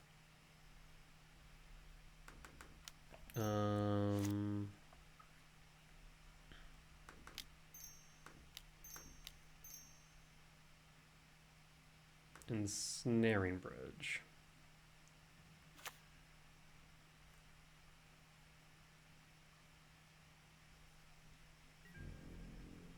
If they have a way to remove it, they win.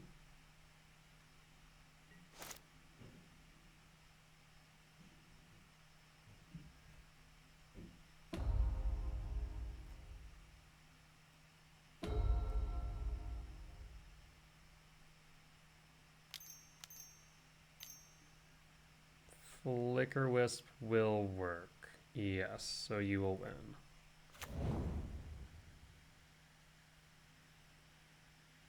Same thing would have happened if we played World Breaker. And that's 4, 5, 6, 7, 8, 9, 13. Yes.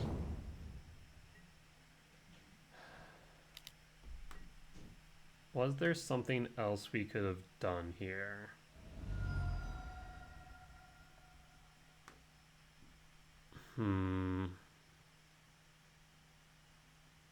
That I don't know. I mean, if you had played the World Breaker, they still would have Solitude it, right? And then we would have had Karn and Thought Knot in hand. I'd have been up 1 life, sure. That doesn't really matter too much there.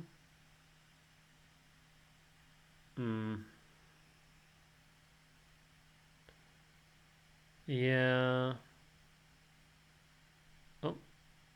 Looks like that match, rather, round 7 officially ended. Though, actually, you know what? I thought I was going to be a lot more disappointed. I started at 32, and I ended at 32. Somehow, mind you, but I did.